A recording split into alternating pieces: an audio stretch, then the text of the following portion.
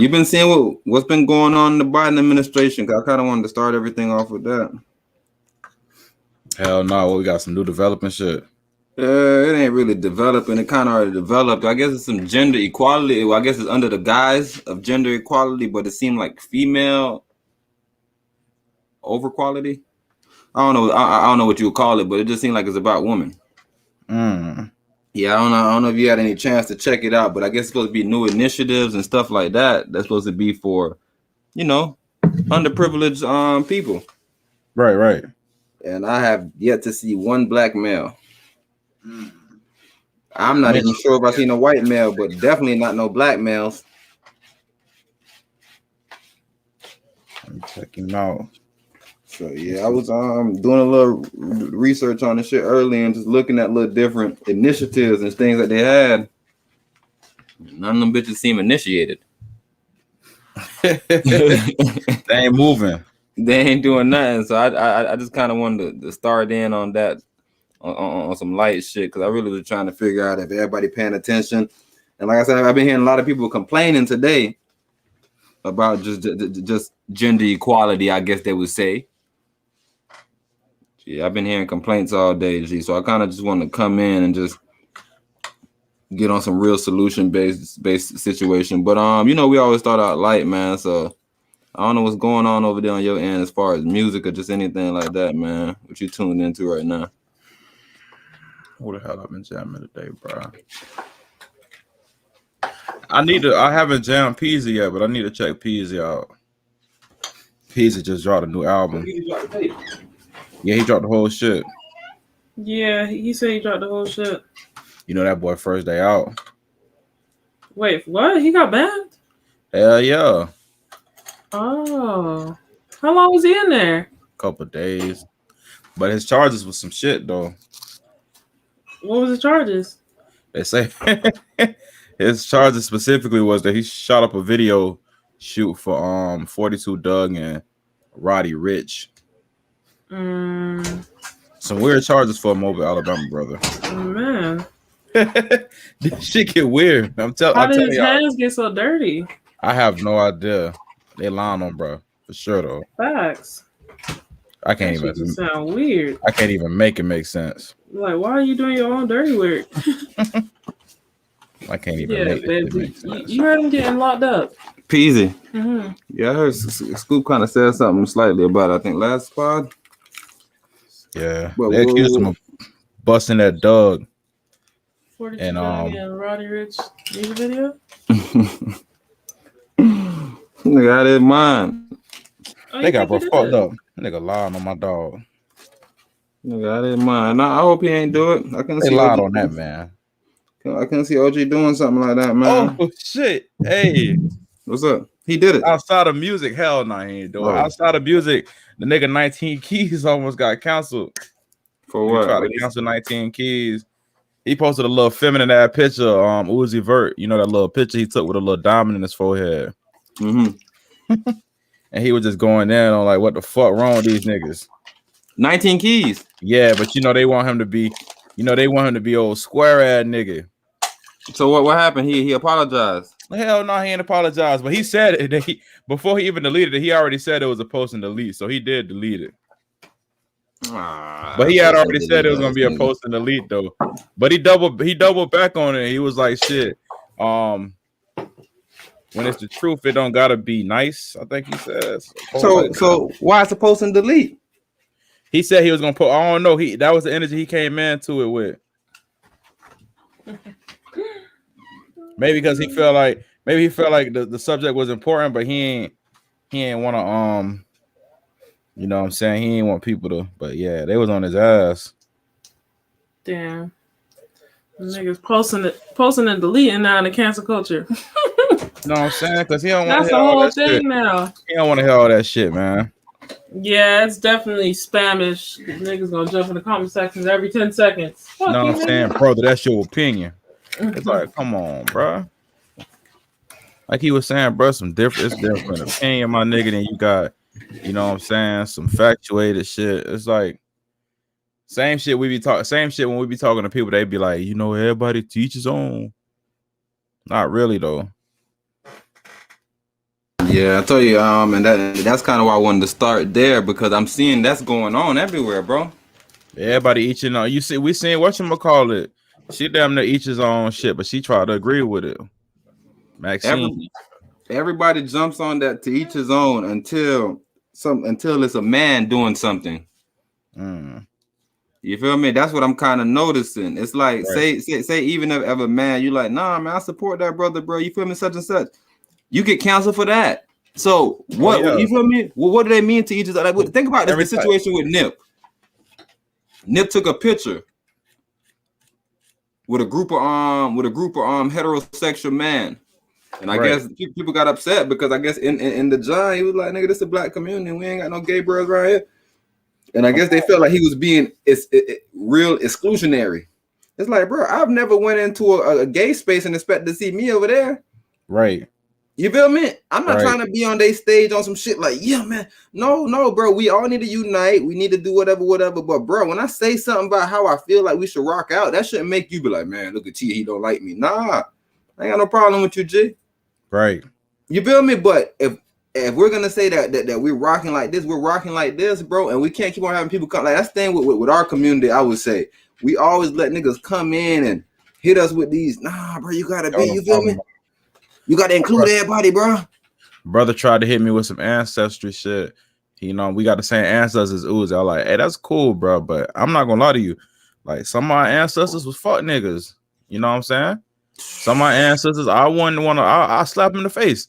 Some of them we respect. A lot of them, most of them we probably respect, but everybody ain't. You know what I'm saying? The shit that I want to be stood for. Hey, they always say that. How long ago they died? I don't care how long ago they died. Shout out to them, but nah, you know what I'm saying? That ain't who I was rocking with. If I was alive back then, I wouldn't respect them. So, you know what I'm saying? It is what it is.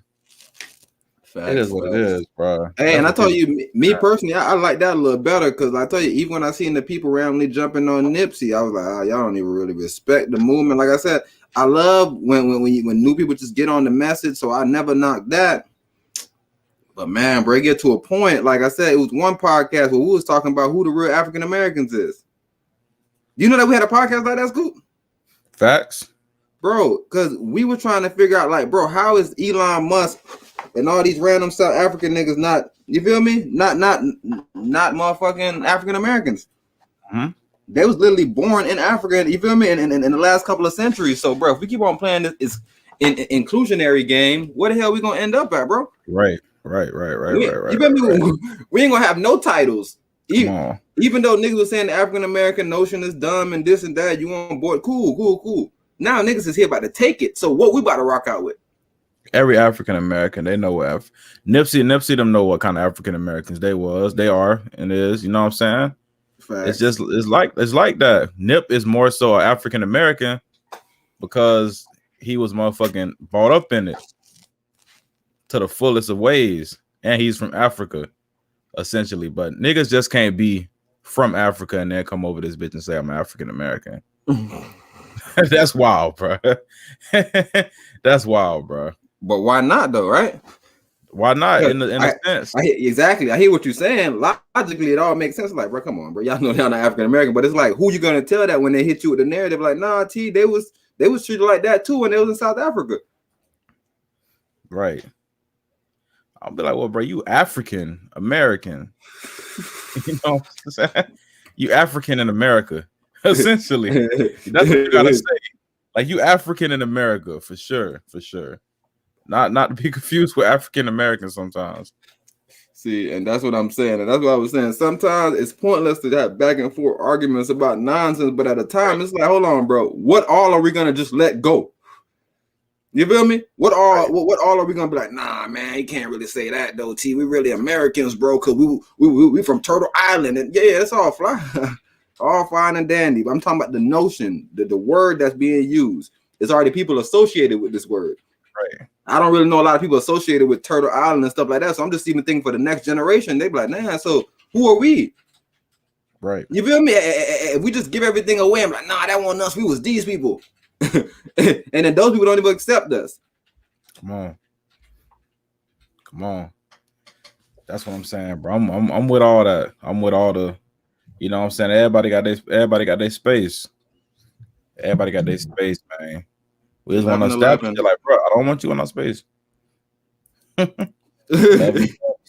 Shout out to you, bro. Don't really want you in my space, nigga. All right, because like I said, a small little situation started, and this is the picture right here. You see this picture? Melanated voices. Okay. And then if you see it a little closer, yes, ma'am. We are not a minority.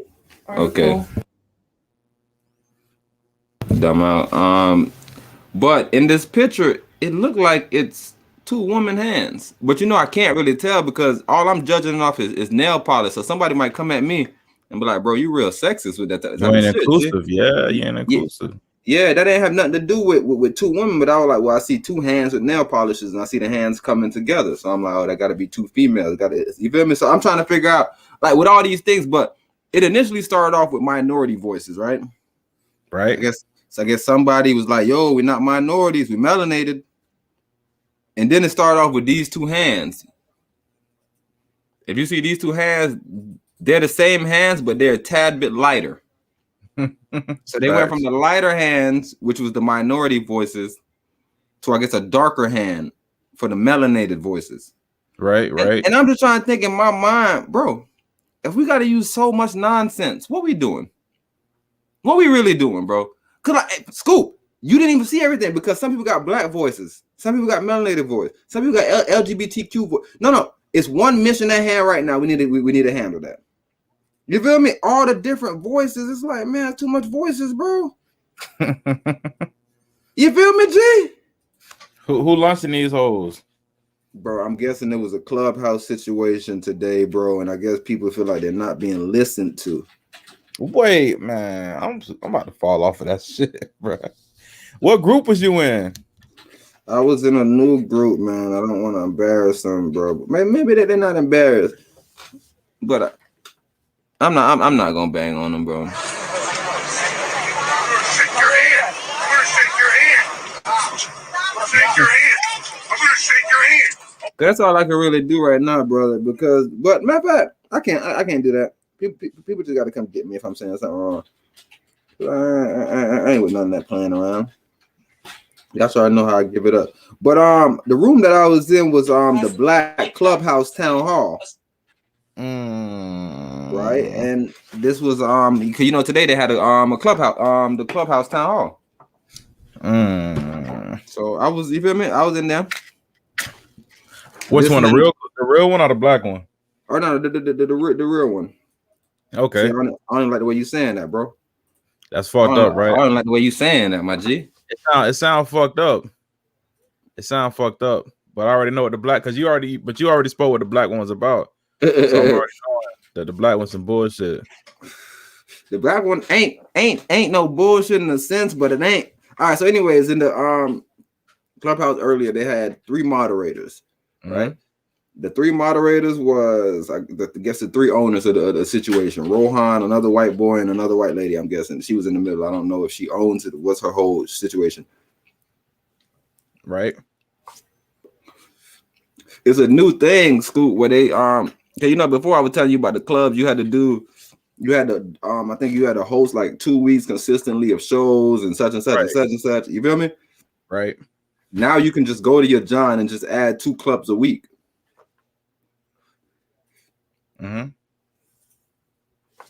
So if you add 2 clubs a week, then they let you make a shit. What do you mean? They let you make your own club? What you saying? No. You can make 2 clubs a week. That's a new update. Instead, you hear me? Instead of going off the website and submitting a little application to them boys and getting everything back, right? You just go straight down to your bottom, bro. Blow, press that addition button, and you just make a club.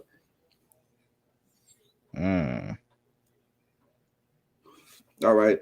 So I'm throwing that out there just so you like these are new functions they're working on. I'm guessing new features and things like that, brother. Oh, they ain't rolled that bitch out yet.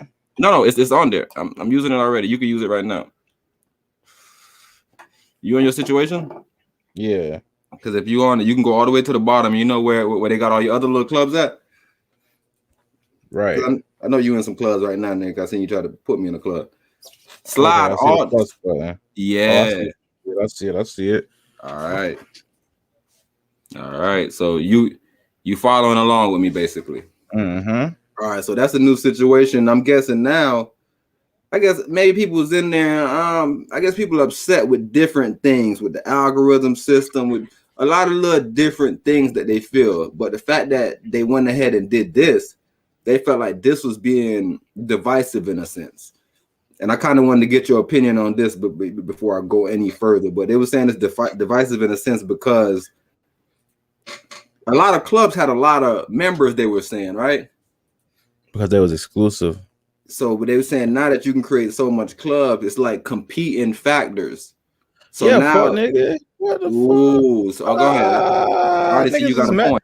Niggas is come on, man. The celebrities is mad because folks is finna come take that shit over. Who folks really want to hear from? So all that shooing that they've been doing and all that high end, all that, you know what I'm saying? That shit out the way. So yeah, that was one of the main jobs, and I was trying to figure out like how divisive is that? Just create a club, bro. And if you was already in that yoga club and you stay in that yoga club, if my yoga club got something different, like why would I be creating a club anyways if I was already in a group? Maybe I wasn't wanted in the group, so I wanted to create something anyways. Right. How you feel me? How is it divisive? Like how is it causing me to separate from somebody? They just want to have they trying to have they verified. You know what I'm saying? They just want to be verified by any means. Oh, so you saying the more numbers they got? Like if they lower the number for if they lower the standards for the verified on Instagram, niggas gonna go bonkers, nigga. Niggas gonna go bananas because they don't mean too much no more. And now they in competition with other bros. Man, you came in dropping some bombshells. All right, because I want to go on this John right now. All right. They're supposed to be taking the likes off sooner than later. You heard about that? You heard about that little movement they was on? I've been hearing about that shit for years. All right, so they already did it, first of all, allegedly. Yeah, they already rolled out a form of it. Right, a long time ago. Yeah, and now they just dropped the article. I think like three or 4 days ago, the last podcast, I'm pretty sure, where I was reading it beforehand, and they were saying that they're reinitiating it almost officially now, where it's gonna be the official shit. But you know them, they say stuff, nigga, and if they lose business, they switch around quick. Yeah, they did it, and then they said it was an accident. They said it was an accident. Soldier Boy got mad as fuck. They probably changed their mind. They're like, no, not Soldier. Soldier got mad about some shit. He didn't fuck about Soldier. But no. All right, we over here. Okay, I'm about to read an article from Refinery 29 on the gender policy with Joe Biden. President Joe Biden is showing just how seriously he takes the issue of gender equality. In an announcement this week, his administration plans to take a step that past administrations have tried before, instituting a gender policy council. The difference is that this council, unlike the ones that came before it, will have teeth.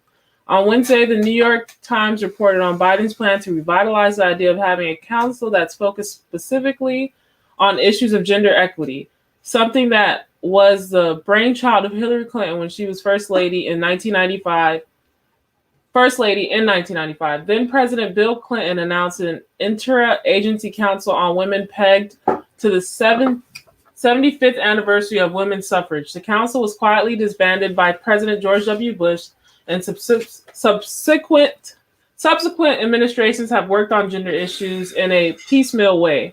For example, after President Donald Trump dismantled President Barack Obama's Council on Women and Girls, Ivanka Trump took on issues of paid leave and childcare on her own, but she lacked the power or any formal mechanism to push policies through. In other mechanisms, thank you. In other administrations, the council has been housed within the office of the First Lady rather than with the president. Biden is assuring that his council won't follow that downward path. The Gender Policy Council is intended to correct the problem of women issues being seen as an afterthought by making several significant changes from how councils have worked in the past. How exactly? For one thing, it will be located in the White House itself, and every cabinet member will participate in it. Unlike councils past, which had people working on the issue on top of or in addition to their full-time roles, this council will have 4 full-time staff members, 3 working on policy and 1 handling administrative tasks. There will also be 2 co-chairs at the helm, Julissa Reynoso, former ambassador of Uruguay, and Jennifer Klein, former senior advisor to Hillary Clinton during her time as First Lady. The hope is that the staffing structure will make it more difficult for future administrations to dismantle the council. This is not just a council. Klein told the New York Times. It is a plan to take government-wide approach to gender equity and equality. This will allow issues like the wage gap, gender-based violence, reproductive health, affordable childcare, and paid family leave to be integrated into larger policy conversations instead of having them siloed.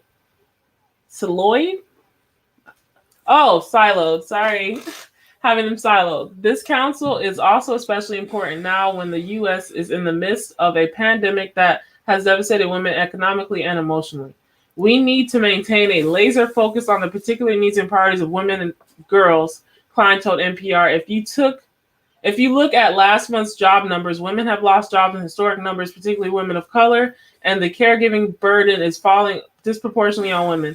Women of color in particular lost 100% of jobs in December 2020, and experts estimate it will take women at least a decade to recover from the workplace progress they've lost during the pandemic. The council is an absolutely critical first step, Hillary Clinton told the New York Times. It sends a very clear policy message to the rest of the government that there is going to be constant attention paid to how important it is to integrate the kinds of concerns women are facing, especially post-pandemic. What do you think? I kind of want you to bring up the Warren Farrell situation. Definitely, I want to speak about the article right now. Okay. Scoop, you heard that? I heard it, man. I want to start off by saying, the first thing first is what I started the podcast off by saying. Is it gender policy or is it ladies and I guess trans ladies, whoever, you feel me? Besides, it's not gender, because the way they're talking is as if black man owns something significant in this society.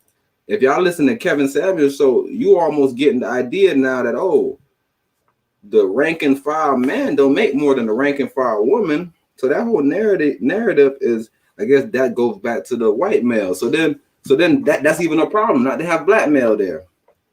I think that's a giant problem, because I think black male is possibly the poorest, and I know they're not top in education, because I know number one is black woman and I think Asian man. So is somebody really at a disadvantage? So if we call this gender policy or whatever the situation may be, like, why isn't it more focused on gender in a sense? Like, let's make sure. I guess it would have to be more, right? Because you have to worry about everybody. Yeah, I think it's labeled as gender policy, but it sounds like continue to stifle the black man as much as you can and separate him from his woman. Because they're trying to give them help, but they're not saying, like, because they're saying it's the same thing with COVID. Instead of telling you, hey, have a better diet, get vitamin D, get your natural vitamin D, your vitamin C, so on and so forth. Healthy, holistic, realistic remedies. No, they're not going to tell you the root of the issue. They're going to go to, maybe you need this medication. Maybe you need this medication. They're never going to go to the source of the actual issue, which is a broken home. And how do you fix that? Why are the black men and black women struggling to stay together after children? And what you're saying, those aren't important questions and answers to get. No, they don't care. Solution. Yeah, I was about to say those are almost solutions in itself. That stops the bleeding almost instantly. But no, they don't want to do that because they know the power of the black man. Why? Why would they? It doesn't benefit them. You got to realize these people are here to benefit themselves. Like, all right, but then I heard a white man say this, and I thought about this too. I was like, come on, women, that make all the sense to me, right? If it's capitalism, like I always tell women, like I said, everybody got a different narrative. My narrative is if me and a woman show up at a construction site, I'm getting a general laborer job, and she motherfucking supervisor because she can't lift up no bricks. So whatever the situation may look like to people on the, I don't know. I'm trying to think, I don't know where the pay gap will come in. Besides the fact that women have needs, women have feelings. I think they honestly feelings. throw that pay gap out just to kind of involve white people in the conversation. Because when it comes to black people, like, is there a real pay, like we're just at the bottom. There's no relevancy. But when it becomes the white man and white woman, that's when pay gap is something that's a real issue in reality. What sense? I'm saying, like, I can see a CEO, a woman that doesn't do as many hours as a man, getting paid less than a man that's doing an ass of hours, but she's looking at it as him getting more than her. And it's like, no, you need maternity leave. You need this, you need that. Like, you're not there as much as him. Like, you don't right. Why do you think you're going to get paid more? You covered your tracks, but it's no pay gap is what you're saying. There is no pay gap. It's the myth of like, oh no, the man's getting paid more than me. He's like, well, are you with him 24/7 to see how much he's here in comparison to you? Huh? Do you choose jobs that you don't like because it make you more money? I'm trying to tell you, that's the thing with man, bro. A man is just about money, bro. This whole system, Scoop, was set up because, like, Scoop, think about if this shit was really patriarchal or whatever they may say, right? Wouldn't we just send a woman to war and send them out to die? Right. Why would we choose the system that we gotta go fucking work in these coal mines and go die? Like, I don't think women even understand that. That's not even logical. If we was really just rulers and just wanted to kill you and woman, shut up, bitch, I'll slap you down. Like, you feel me, Scoop? If that was the narrative, bro, why didn't we choose the safer role? Like, you know what? I'm just gonna stay home, baby. I was thinking about it. Come on. Checking the door. No, I don't need to check no door. Lift shit. I ain't lifting nothing up, baby. Kill a roach for who? I ain't killing, man. These shoes, I don't know. Sis, go. You feel me? If we were such brutes, bro, why didn't we choose the good roles? Like, was our predecessors funding? Because I'm thinking about it as a man now. Now I'm looking back at them. If they was on some dictatorship, why they chose this whack role?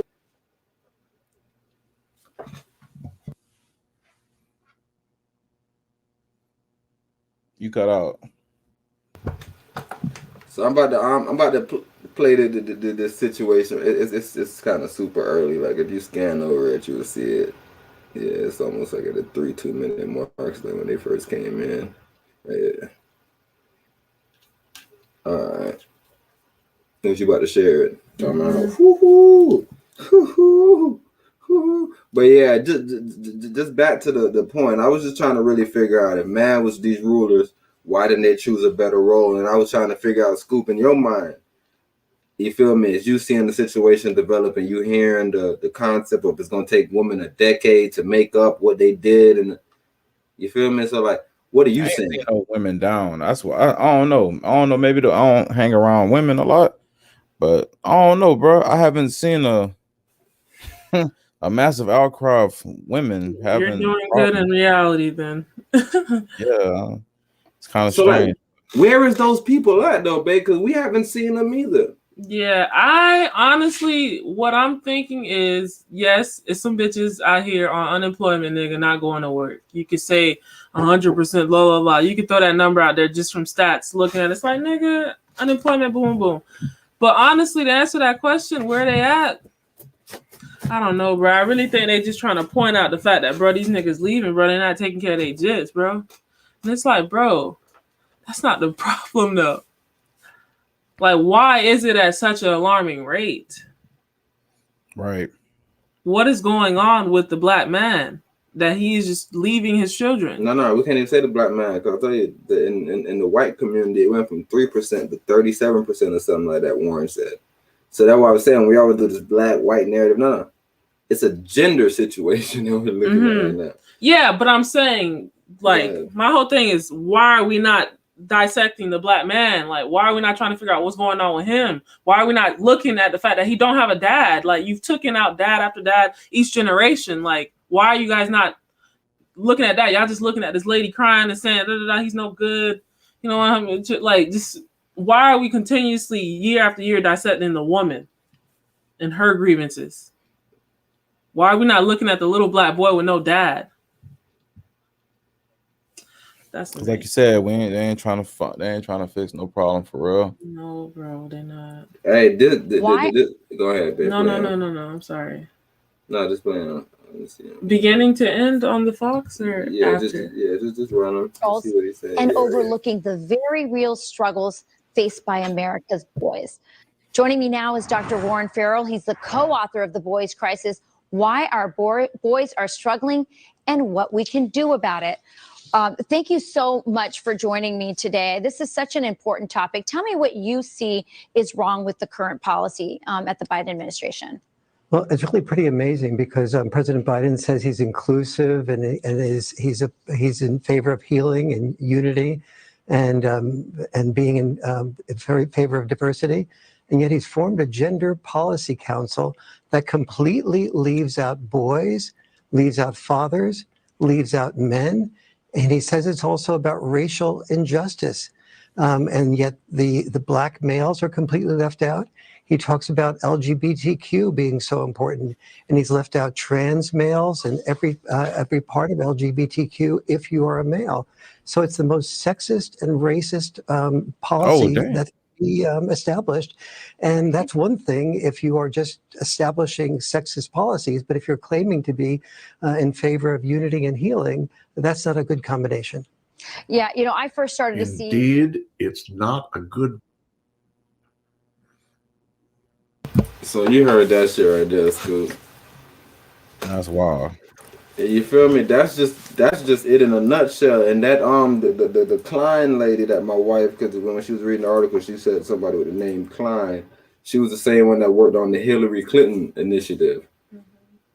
And he ran down stories about her when she was working with the Hillary Clinton situation. You feel me? He contacted them and was like, "Yo, we need to start doing this for boys though. Like, we need to let them know about the detriment of not having your father and about how like with man and boys, we roughhouse, we tease each other. So when you see man teasing each other, you don't go over there and say, man, toxic masculinity. Look at you calling him fat. Look at you calling him skinny.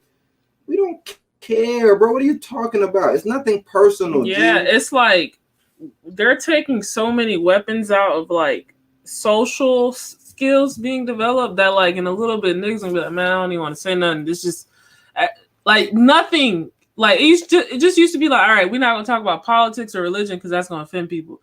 Now it's like your whole way of being, your whole life is offensive to people. No, and a little bit. You saying in a little bit, it's already done. If you look at the stats, they show you back then when they had like Marcus Garvey and these people, they mentored thousands of women. They had Malcolm X, thousands of women. Black Panther, Fred Hampton. You've seen the Fred Hampton situation. So that always been a thing, but now man is scared. Because I'm telling you, even around those times that we had Angela Davis and all those powerful women working with women, they weren't really working with women like man was working with women. Because maybe man had more position, but man was always reaching back to a young woman to bring her up.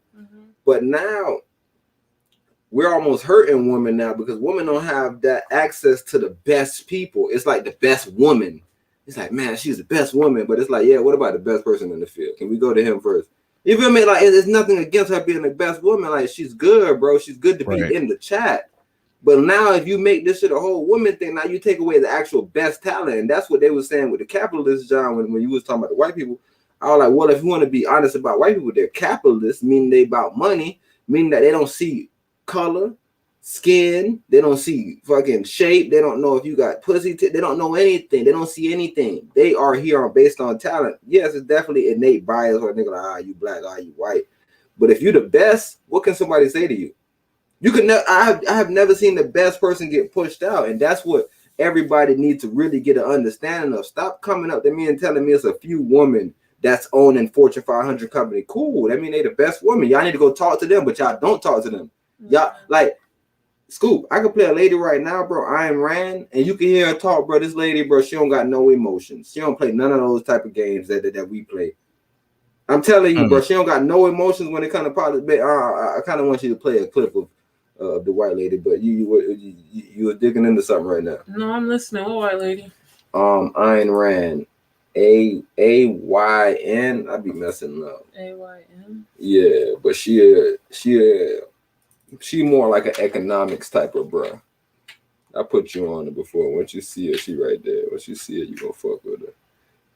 She just emotionless, bro. This one? Just emotionless, bro. She don't play none of those games with you, like none of that feely. You have said that your primary purpose in writing is to project the ideal man.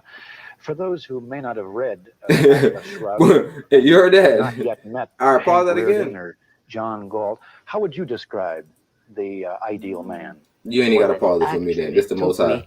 About 700,000 words in Atlas Shrugged to describe him, so it's impossible to give a description. But I could tell you only the essential characteristics above everything else, right? Listen to the essential characteristics, G-Dog. Rational man. A rational man. Rational man. A man guided exclusively by reason, an independent man, and a man of great self-esteem. I would name these three as distinguishing characteristics. You heard that? Mm-hmm. A rational man. Your whole life is led by reason. Not at one moment you should come to me and be like, T, bro, they right. The woman getting abused. Cool. Run down the reasonings and tell me where. Like, cause like I'm trying to tell you, I don't mean to come off as I don't know what's going on. I was raised by a single mother, bro. But I need to know your reasoning. Tell me what you seen that you telling me that this man is this way. Only thing you can tell me is, bro, I think man is evil. So everything y'all do, I think is evil. Because other than that, you can't tell me no logical. You feel me? Nothing logical makes sense because this man is reasoning, and you're telling me he's toxic because all he want to do is reason and he don't want to feel. You wouldn't even be in this society.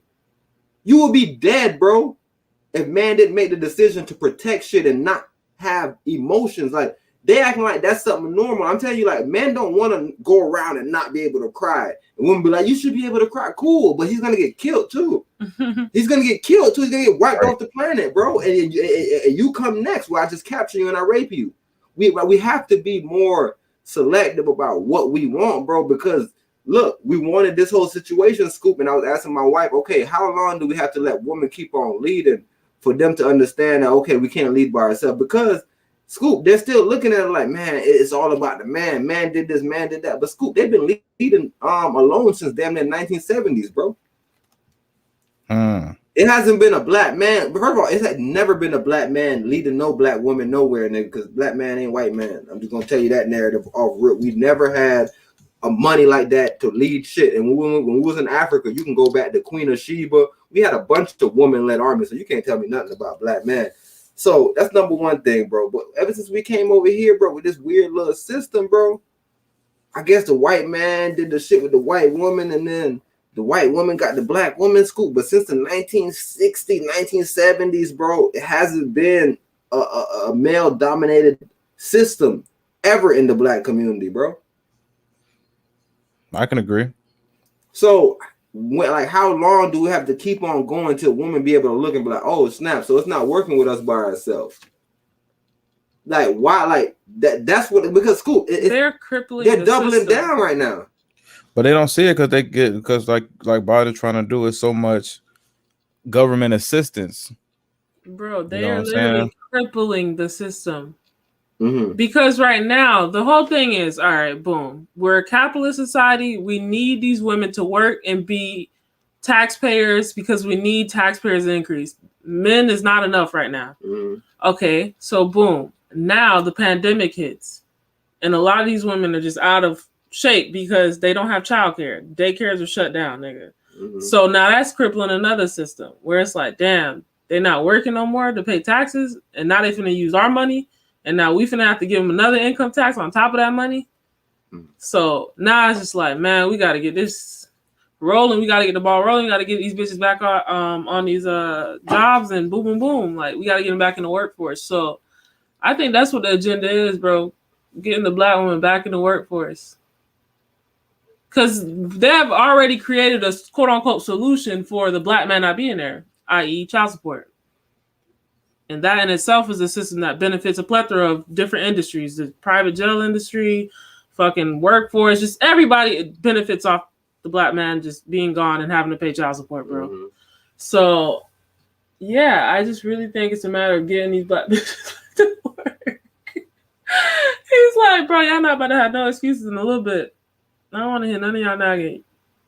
Bring y'all just to the FEMA daycare. We'll take it for the whole month. And I hear what you're saying, but I'm telling you, we have been led into burning houses before, and I don't think that's gonna change anything. So like what you saying, that just sounds like extermination for the black race, bro. So that's not okay with me. So I'm not even able to listen to it like you saying that. Like that makes no sense to me. It makes no sense to me that you're telling me that it's people out here that just be no.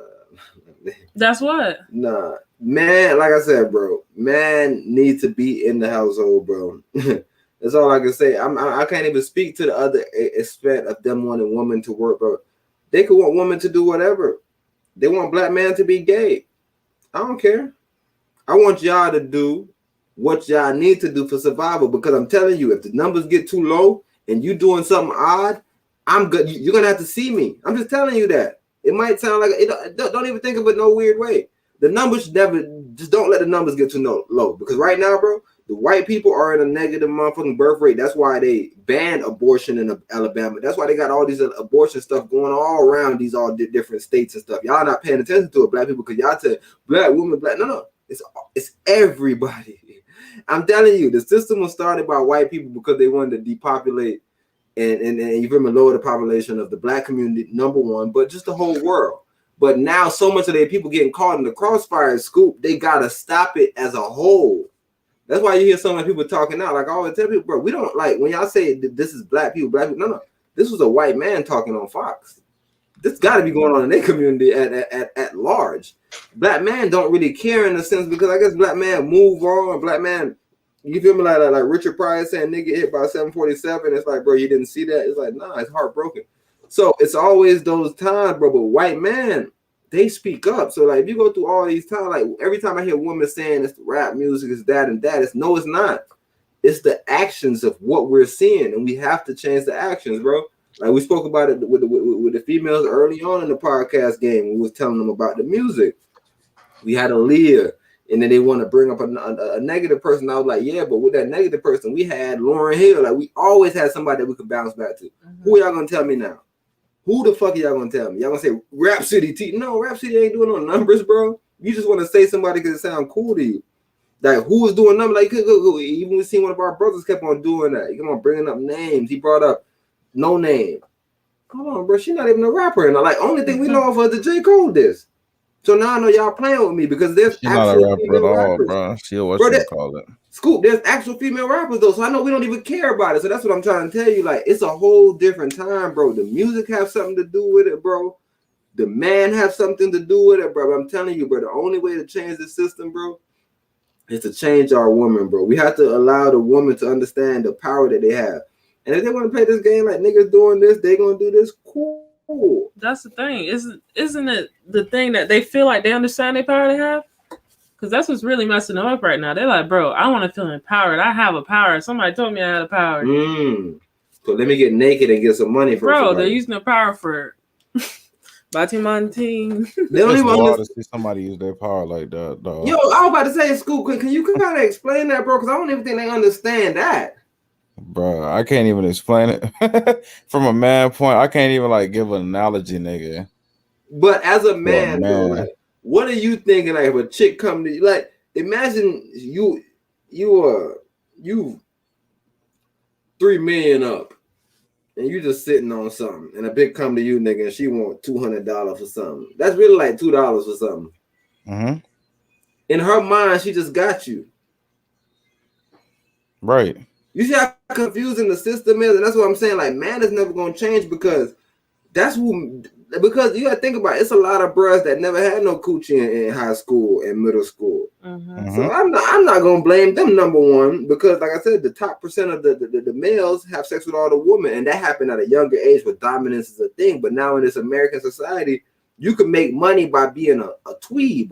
So if you can get some vagina from being, you feel me? If you can get something from being that, like, who am I to be like, yo, that gotta change? But what I can tell the woman is, that's not your power.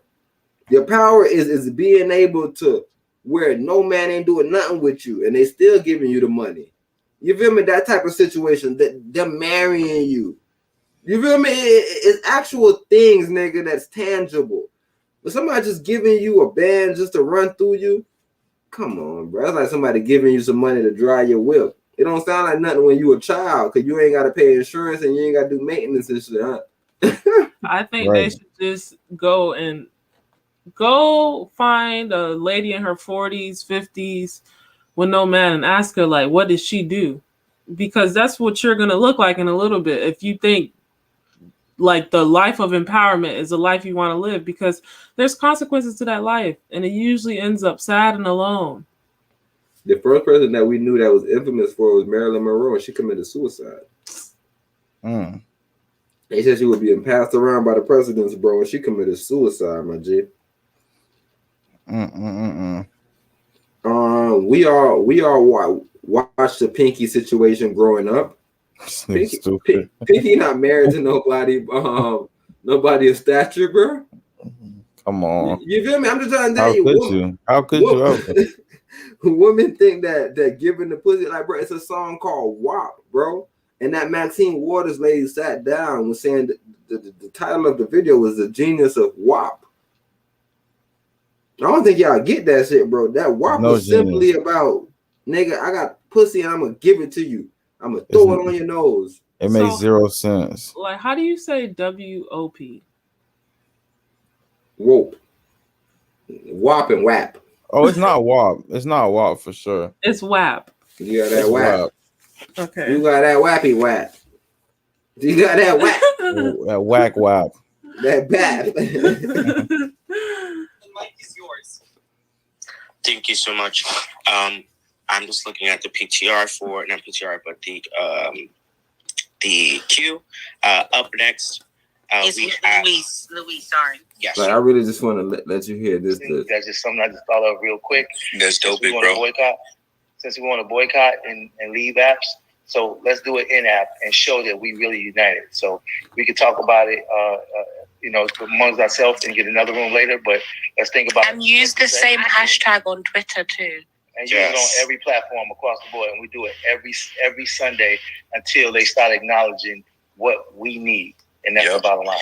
Who was talking before Chauncey? Wait. Who was the person that was talking before Chauncey? Because he did not say who he was, and I wanted to know who that was. Randy. Sorry, it was Randy. Thank you. Please say that, guys, because I can't keep up. Thank you. Hi, this is Dolly. This is Techie. I just want you to acknowledge that the room is hitting 677 people and more. So what Chauncey said, absolutely. Okay, this is really one job. This is to the top. On the top right-hand corner, you're going to see 3 lines. You're going to tap on those 3 lines. All right, and then you're going to go to settings. All right, once you click on settings, then you're going to go down. Okay, you're going to go down to security. You're going to click on security. When you go down on security, this is on your Instagram situation. The very bottom is the second from the last one. It's going to be apps and websites. All right, you're going to tap on apps and websites. And then when you get on that, it's going to say active 1. You're going to hit 1 active. And then after that, it's going to say remove Clubhouse drop-in audio. You'll hit remove. All right. And then once you do that, you'll hit, and then you'll go back. And then you'll see, once you hit back, you'll say, it says how many active. You'll say none active, 0 expired, and it'll say 1 removed. And that's when you know it's done. And then hit back, and then also you want to make sure that you also make sure you don't have anybody comment or leave the words Clubhouse on your Instagrams. So you can also do that by going to your privacy and then adding the feature to where you can stop people from leaving those words. DJ Marty speaking. Can you tell the people why we would consider doing that? all right. Before he explain that, you see what I'm telling y'all? What are y'all doing? Bro, if somebody listening to your audio, they listening to your audio, bro. You on Clubhouse, bro. Like, every time people do this, I guess this whole thing he was saying is just in case if they get into a beef, somebody don't delete your... Bro, I'm not going to lie, bro. Y'all live y'all life online a little too much for me. Wait, so what's going on? Because I heard the end of it. This is I guess he's telling you to do this from Instagram. Because it's a thing where Instagram could listen to your audio from Clubhouse. Mm-hmm. Let me run him, see if he explains. Dr. Amber, I'm sorry, that's it. Dr. Amy. Sorry, I said Amber. Sorry. Amy can't say nothing right now. Damn. Yeah, we can hear you great. Hey, Portia. You can hear me even with all the background noise? Yes. Yes. Yeah. So pretty much what Instagram done was a security code update where they can record in and drop in your rooms without your permission. So basically you're deactivating that so they don't have permission to record anything that's going on from this app to another. And if they ever decided to do a disconnect from Clubhouse, and if you are mentioning stuff that's on Clubhouse from Instagram and they have a falling out or a divorce, kind of like Apple and Facebook did, then they can just delete your accounts because of just security purposes. So you're basically just protecting your IP, your information, your conversations without giving people permission to just record your stuff without your permission. Okay, I'm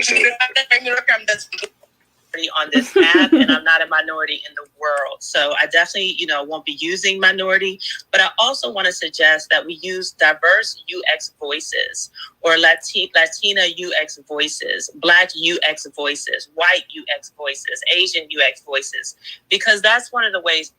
Bro, we playing. We playing, bro. We thinking shit gonna change shit, bro.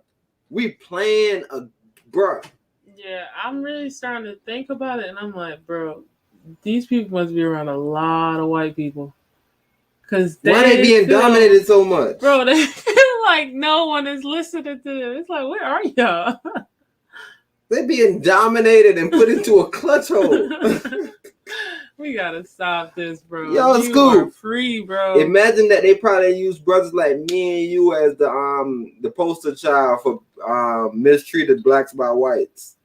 And we don't even understand this narrative. So I'm trying to get a grasp on this shit, bro. First of all, I understand the minority shit because it means you're a minor. Cool. UX. User experience. No. User experience. Bro, we are playing ourselves, bro. Bro, what did they say? They want to make coalitions for each ethical user. That should get wild, bro. Hey, this shit ain't Spanish enough for me. Bro, they were talking about that in town hall. They were talking about updating the translations to be in Japanese or Chinese. Yeah, just have like a Chinese clubhouse. Yo, I need a straight black John. I be listening to the clubhouse, bro. Y'all be talking kind of white. What's all those big words y'all be using? Like, Scoop, imagine how stupid we getting, bro. Bro. If somebody not rocking with you, you don't rock with them, bro. We come into the rooms, they don't have a lot of black moderators. It's not a lot of black moderators. We need a 1-to-2 ratio with black moderators. So 1 white, 2 black. Thank you. So that's why we were speaking earlier about people being upset about the multitude of rooms being created, bro. If you got a good room, bro, I don't care how much rooms the next man creates. He could have cool titles. He could use your title.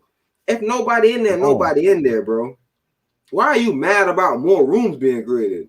It's more divisive. One person is going to be in this room with 3 people. So maybe they want to be in the room with those 5 people, and they don't want to be in the room with you. What are you talking about?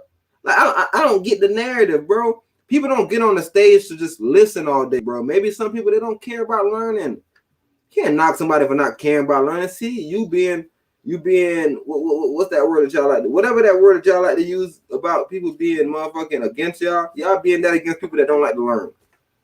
People that don't like to learn don't want to listen to people talk, bro. So you can't tell them they can't. They supposed to create 1,000 million clubs, bro. If they got a name, create a club. I seen somebody steal me and my wife idea about clubs. Everybody can steal stuff, bro. What is wrong with y'all, bro? Go do your own thing. I heard somebody come on there. I'll tell you, that's why the brother responded. It was like, yo, let's do this thing where we get a picture and we go out with the voices. The brother came in before that was like, yo, I'm on this app all day. I see a bunch of developers and software developers and engineers and tech people. My brother's scooping up, and you feel me, in a group, talk techie to me. You feel me? All these engineers, developers, software, you feel me? All these people, website, all these people in the world, bro. They can't make one clubhouse. Matter of fact, let me let y'all hear this shit, because I really want y'all. The young lady was like, it's millions of codes. It's millions. I was like, man, woman, I'm not gonna lie, I love y'all, but I almost don't want y'all in my situation because y'all complain a little too much for me. We know it's millions of codes, of course. Of course. You complaining to me, bro? Come on. That's why I'm telling you, sisters, y'all gotta talk to y'all sisters, bro. And I'm telling you, that's why even on the Clubhouse situation, the space is getting weird, Scoop. Because imagine we just in the room and we joking around, dicking around like, you feel me, like guys do. Come on. A woman in a room and she heard you make a inconsiderate joke or something like that where you weren't thinking about somebody handicapped or something. Well, they gonna speak, bro. Believe that. That's what I'm, bro. Like how, like, bro, I'm trying to really get it through people's head to like the same way Maxine said, "Do you, bro? Do you, bro?" I feel like everybody should. There's no reason to report nobody if you don't rock with them. Rock in your own space. Why are you even in their space, bro? Like, I be thinking all the time, like, bro, why you in this man's space? I seen somebody jump in somebody's space the other day, and he spoke with authority, and they weren't messing with him in that space, and he was like, "Yo, I'm out," and they was like, "That's not a dialogue." I don't care. I'm out. I just want to say one thing, and I'm out. That's what I'm saying. You gotta do that, or don't do anything, bro. Don't complain though. Like I'm not a respecter of complainers, bro. Can't be. Come on, bro. If there's more clubs created, so what? If the app end up sucking, so what? The idea is out there. Create another fucking app. I'm always confused, Scoop, so I don't really be even knowing. So, like, I don't know if you can kind of, you feel me, speak to it, but like, what is the main reason why you think they so, you feel me, worked up by the situation where they like, man, bro, they doing a club. This is back when they did it in slavery, where they divided us. It's like that's a narrative I heard, bro, about the new clubs where you could just make up a club. They didn't like that. Nah, niggas, I'm telling you, niggas is wild, bro. Niggas is thinking that they shit suck. You know what I'm saying? That's like me as a rapper. I'm like, bro, y'all can't be letting all these rappers around, bro. Can't be letting all these rappers in the game, bro. They might outshine my shit. Like, you gotta just stomp on a nigga if that's how you feel, bro. If you feel like your shit, you know what I'm saying? If you the original, bro, then you gotta stand on your stamp. How can somebody even size you if you feel like you that guy? That's why when the lady said, she was like, confidence. Ayn Rand was saying confidence. Like a self-esteem so high. But you a man, bro. At no moment can you be like, man, maybe I'm not good, bro. You think Billion worried about that kind of shit, bro? Bro, Big had a whole room about this shit at school where he was trying to explain to them, like, bro, white people ain't your problem, and black people ain't your problem, bro. I'm telling you, y'all worried about the wrong shit on this app, bro. And I be seeing the Latinx people, bro. Scoop, they going so hard right now, bro. Yeah. They going so hard, bro. They want to be accepted everywhere because I tell you, the situation started out where it was just a black voice. And she was like, yeah, we should do one with the Latinx voice. I was like, bro, hold on. Nah. And look, the name of the room was the Black Clubhouse Town. And she was like, we need to do the Latinx Clubhouse. No, bro. Don't do that shit then, B. You feel me, bro? Get your ass out of this clubhouse and go do that shit and see who gonna come over there. Who ain't? If you got so much confidence in that shit. So I heard I guess he said he was gay. An LGBT guy. He's not gay. He's gay is happy. So he's an LGBT guy. But he was just saying how, like, man, black people brought me on this app. And I'm like, bro, every time people hit y'all with that narrative, bro, don't be happy. Don't be happy. Because the thing is, you already gonna tell me off Rip T, we don't need to lead the app, bro. The app good. We just need to talk to the creator. No. The reason why we need to leave the app, the only reason why I'm telling you that we need to leave the app, because we don't own major stake in that. But like I said, I listen to Bean all the time, and he always talk about niggas just buying out all the shares almost. You feel me? Because if you buy out the majority of the shares, then you own the majority of the company. Oh. So you feel me? You could actually turn the white business black in actuality. Right. Easily. So all that, you feel me? So all that complaining is pointless. Like he was saying that earlier, he's like, bro, let's start getting into where the next time they have a funding type situation, we put in and we win the bid, and you feel me? We put our money together and we basically fund, you feel me, the next launch or whatever the situation is they may have. You feel me? Right. All that shit makes sense to me, bro. But when we sit in the room, bro, and we name it Black Clubhouse Town Hall, I ain't got no problem with that. I heard somebody come in here and come in a situation. He was like, yo, let's take it off. Let's take it off the app. You feel me? Let's take it off the app because all we doing is we got a nice size room. Let's take it to different platforms and stuff. And somebody was like, nah, we need to do this. We need to go in their room and stand there silent, just with pictures. What the fuck? Another brother came in. He was like, man, I write articles and stuff. I think I should do a newsletter on it and even publish it and stuff like this. And I was like, bro, those all make sense, bro. But to tell me that you just want to stay on here, bro, and you just want us to continue to come on here every Sunday and get our voices heard. No, bro. It's not even about our voices being heard now. It's just like when somebody mess up. You already didn't really rock with them that tough because they was white. And all the rooms we in, they be like, yo, you got to be quiet. Yo, hit me on the DM. Everything's so secretive. So you already don't trust these brothers. They mess up and they continue messing up. Why do you need to keep on going in the rooms every Sunday silently? Come on. You feel me? When are we going to be like, you know what? Fuck those Sunday silent rooms. The Sunday silent room. Other shit. Yeah, on the Sunday silent room, nigga, we in the lab developing apps. Ain't no more Sunday silent rooms. Come on, bro. We be. But that's what this age. That's this era, bro. This era is silent demonstrations. This era is all demonstrations of nothingness. Telling you, bro. I ain't seen one work yet.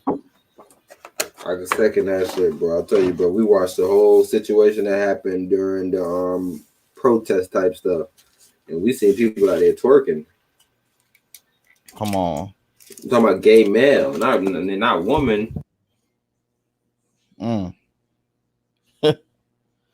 Shit is wild, bro. But I want you to. I don't know if they have a trust and safety department. You know, they. Look at the department this niggas is asking for. Somebody to track and monitor. Hey, bro, when you get your business, bro, you get one of them shits, my nigga. How the fuck you feel about getting that stupid shit? You add that shit into your goddamn finances, into your balance sheet. Yo, it's so funny because every time I hear people come in with this diversity training and all this, bro. These people don't need diversity training, bro. They don't rock with you. They don't rock with you, bro. You all you training them to do is be fake. They don't rock with you. Imagine that. Oh yeah, we realized that we were lackluster of that.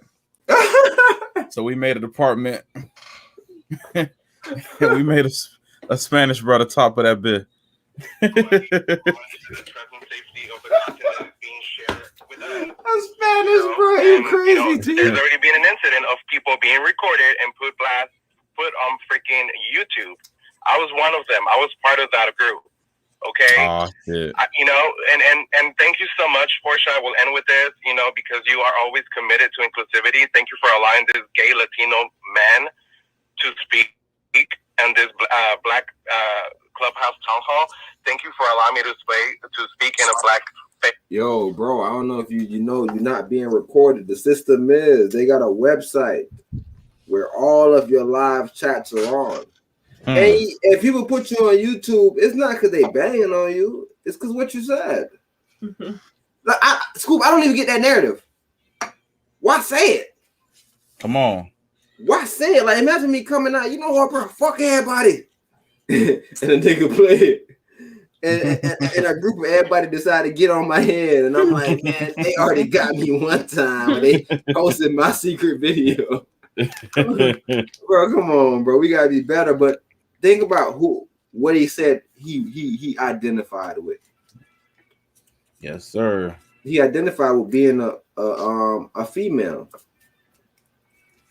Mm-hmm. Females have feelings. Mm-hmm. Ayn Rand said we need to be rational at all costs. That's what this young lady right here is telling us. Is at all costs, Scoop. So even if somebody come at us and be like, man, y'all seem kind of sexist. Ayn Rand, a lady, told us that we should be rational at all costs. Like, we're not even being sexist, not even because you're a woman. If the idea was good, we'll rock with it. But at all costs, we gotta be rational. And if you rationally come to me and you start asking me for weird departments, it's like, bro, hold on, bro. You don't rock with my John?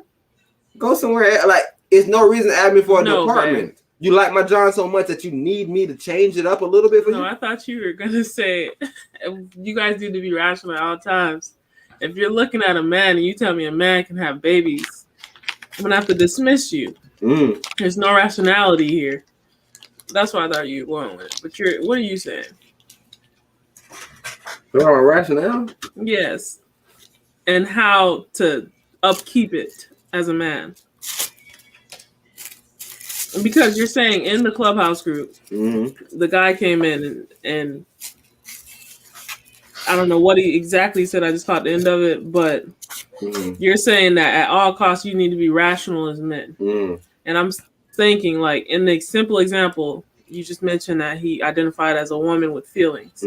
I was trying to understand where you're going with that. And are you saying that he's not even rational because as a man, you're supposed to be rational, and because you don't identify as a man, you don't have those characteristic traits. You're identifying as a woman with feelings. And it's like, is that even rational in itself? What's rational to him? To be calling himself a woman. No, that's what I'm saying. He's not a man. That's what I'm saying. Nothing by him is rational, which is why I pointed him out. Because he was complaining about it being put on YouTube. He had no accountability. Yeah, I'm just letting him know as a man, bro. You say things and you say them. Like, I don't like it. It should. I don't know if it's a system where you can say things and be like, bro, but that was just me and her. Like, but what you said it, bro, about me, and she told me the same thing with Prince Harry. His mom told him, or the Queen told him, like, yo, that baby look kind of dark skinned. I don't want around us. And he went and told his wife. I'm you feel me? Those sit like it's like. Who are you to be like, man, you told on me? It's like, no, bro, you said it. And I need to make sure that you really said it. Because, you know, sometimes somebody will tell you something like, man, I smashed that girl. And you be like, yo, bro, smash. And you clown them. You be like, bro, smash.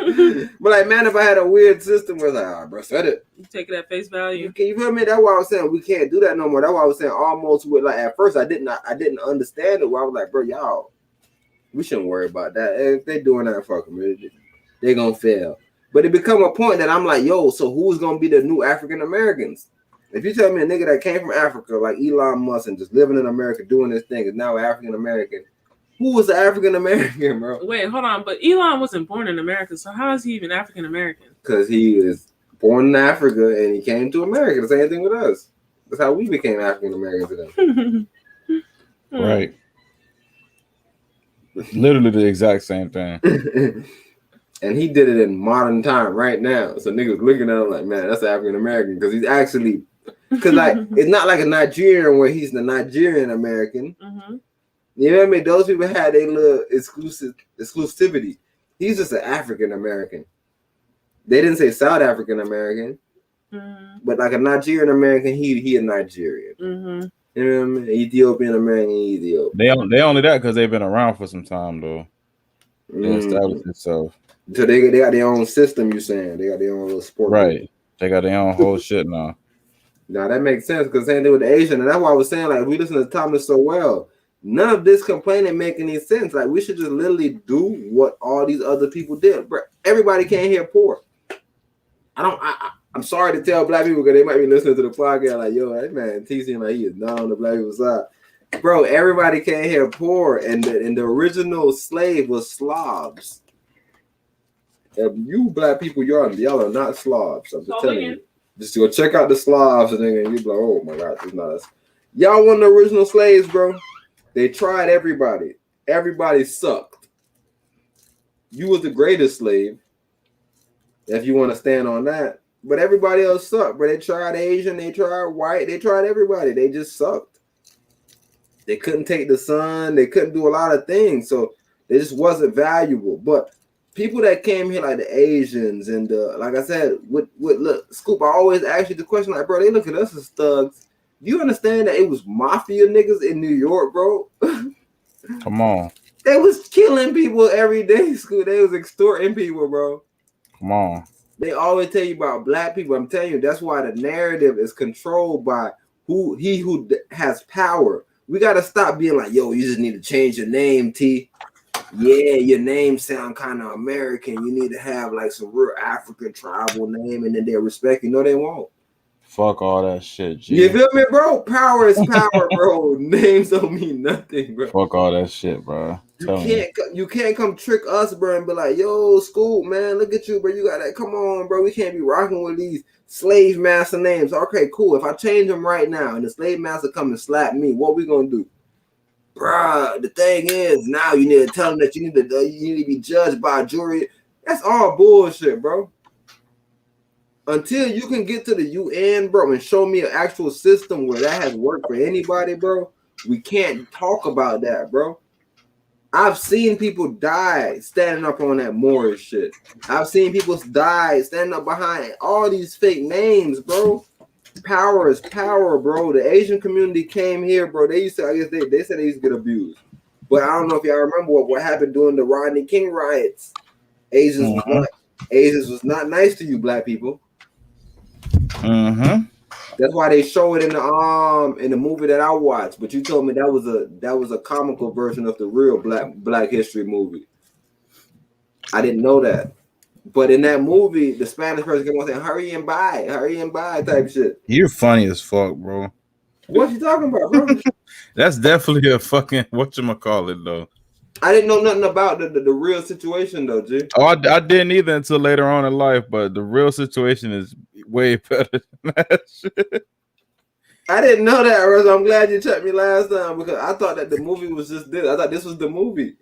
Nah, bro.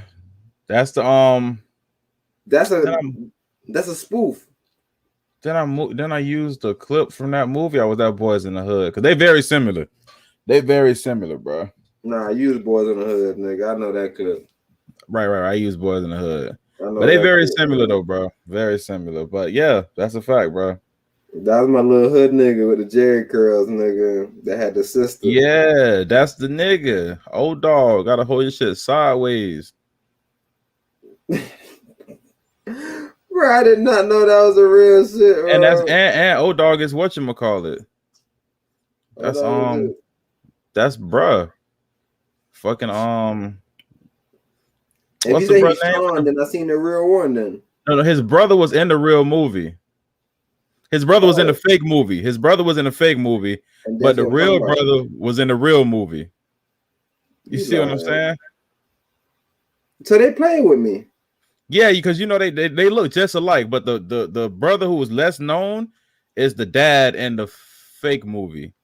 The brother who is known, who was in power, who was on power and everything, that's old dog. Nah, bro. So you telling me that it's not Don't Be a Minute? Oh, it's a parody of several U.S. films about being in the hood. For instance, Boys in the Hood, 1991. South Central, Menace to Society, right? Right. They mix boys. That's why it's confusing because they mixed some Boys in the Hood scenes in there, but mostly it was Menace to Society. Okay, and then the South Central one also possibly. Right. And I ain't really watched the South Central one. I need to watch that one. Yeah. I ain't man, bro. I'm glad I'm talking to our American citizen, bro. This man right here, bro. He been here. He triumphant here. He done killed a couple folks here. That's Lorenz Tate, bro. But his brother is another Tate. Oh, Lorenz Tate was in the original one. Yeah. The other Tate was in the funny one.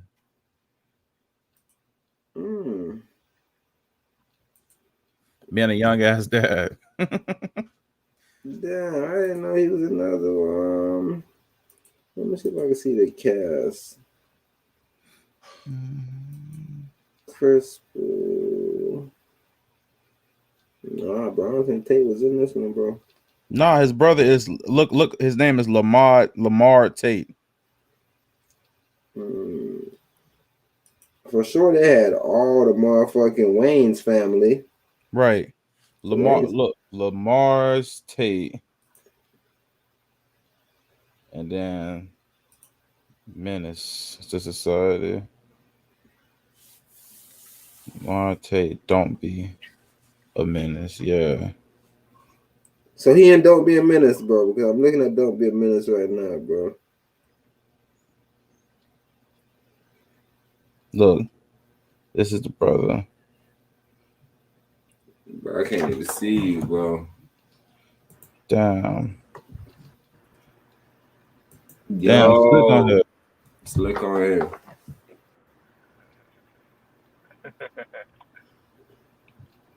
Slick. Yo, what's good, brother? What's good, my brothers? Slick. T thought don't be a menace to society while drinking apple juice was a street shit. Hey, hold up. Bro. You Hold on, ain't y'all. my brother like that. Y'all clowning the Jamaican, bro? Hold on, they clowning the Jamaican, bro, man. He thought it was they clowning me. He thought it was a street shit. Y'all clowning me, huh? He thought that shit was a street national anthem, nigga. So hold on. That was the fake shot. Man, that's the fakest of shits, nigga. I've been clowning y'all, boy, for decades, boy. Y'all niggas better come find me. You ain't see how grandpa gave it up on the porch. Grandpa said, "Hell no." Yo, since 2001, I have been clowning Don't Be a Menace. Every time I hear niggas bringing up, I'm like, damn, bro, y'all niggas watch that shit. That one of y'all movies. That one of y'all gods up here, nigga. Shot him a bumbo all up. You feel me? He thought that shit was the American version of Shatas, bro. I thought that was something real weak, boy. Bro, imagine if they had Shatas. Only funny scenes in that bitch, though. Imagine every scene in Shatas, they made that shit funny as fuck, bro. Then the whole time they called it Shatas, don't be a Shata, and goddamn Kingston. And you thought that was the real shit, nigga. That's the equivalent. Then one day you watch the actual movie, you're like, nigga, I had no idea.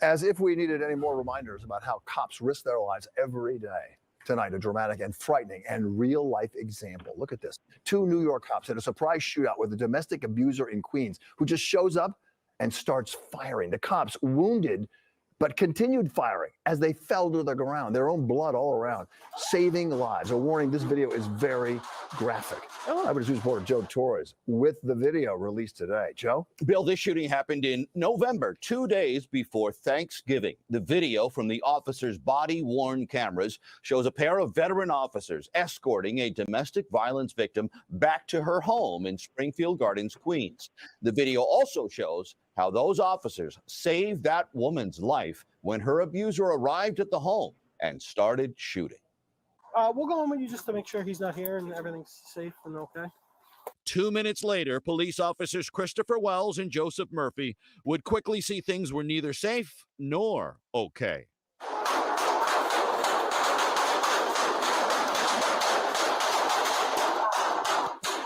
Eight seconds of sheer terror recorded by the body camera of police officer Wells. Here are those same 8 seconds from the camera of Officer Murphy. We stopped the video the moment one bullet struck him in the hand.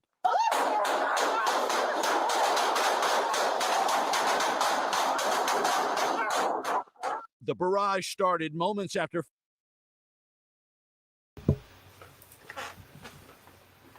Yeah, I see the situation, man. So what was bro thinking, though? What? That's the first thing I asked my wife. I was like, "Oh, that brain, he ain't had no mind about nothing." Because initially I was like, maybe he didn't know the police was here, but the police car was outside, so he knew they was there. Exactly. So that made him a real lifer, bro. You gotta think about that. How you just go shoot like that? Bro, he had his slides on though. Thong slide. He wasn't about to do nothing. I'm glad you caught on. He was out of position, bro. Scoop, what you saying about the situation? Whoa, huh?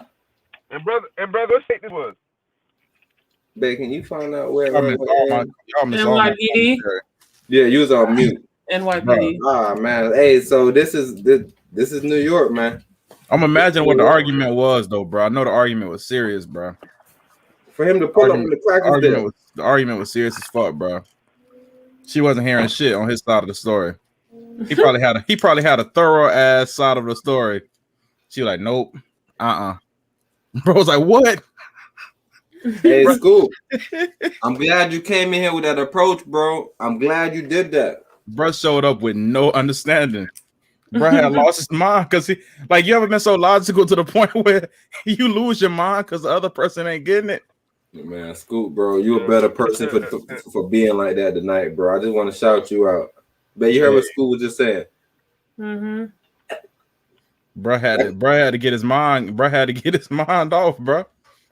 Bro had to get his mind off no matter what. He had to get his mind off.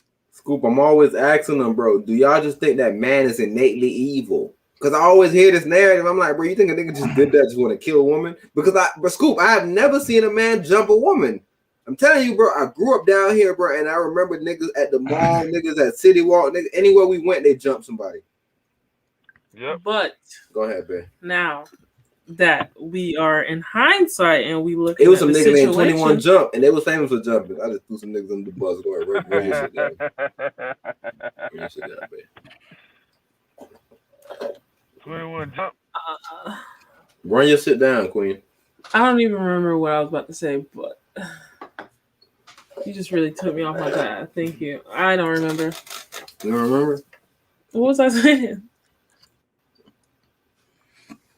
Well, I don't know where you was going because you just started right at the beginning, so I can't even tell you what you was saying. But if you want to bring back what I was saying, right? I was speaking about bro running in there killing them, bro, and I was saying, bro, I'm glad Scoop came in with a positive outlook because women always take it like, man, just innately evil. They're gonna do this, they're gonna do that, and I'm just trying to think like, how could you say that? Or, like, Oh yeah, because your whole thing is like, at the end of the day, like what's the track record looking like? So it's like we can say that men are innately evil, but if we looking at the man and the woman right now, who is the evil bro? Who got tricked out of their spot? The man or the woman in this situation? In what situation? In this situation where this man is in a barrage of bullets. The man is dead. The man is dead, Quinn. So I don't know who got tricked out of the spot, but the man dead. So what you saying? You saying he's supposed to be more and more logical about the situation? He was supposed to move on with his life. Michael Johnson is dead. You feel me? Fred Hampton dead. Malcolm X died. They dead. They all dead. I'm just telling you, when you stand for something, you fall for something. But at least you stood for something. Because if you don't stand for nothing, you're gonna fall for something anyways. Everybody fall eventually. That's what I was saying as far as everybody dead. Like him doing that, definitely. I stand by that. But how do you show people that you're tired of this? That's what I'm saying. Those people are just like the first two niggas that I'll tell you about the black person, Crispus Attucks. He was the first nigga to get killed. He was a black dude that ran out there and got killed. At the beginning of the British are coming ass niggas. And that's the start of everything. So it's always gonna be two martyrs. So it's gonna be somebody like this that is like, yo, fuck it. If I gotta blow up a school, I gotta blow up a school, bro. I'm gonna leave a letter and I'm gonna tell them what happened to me. And you're seeing that narrative a lot more. So I understand what you're saying about who got tricked out of their spot.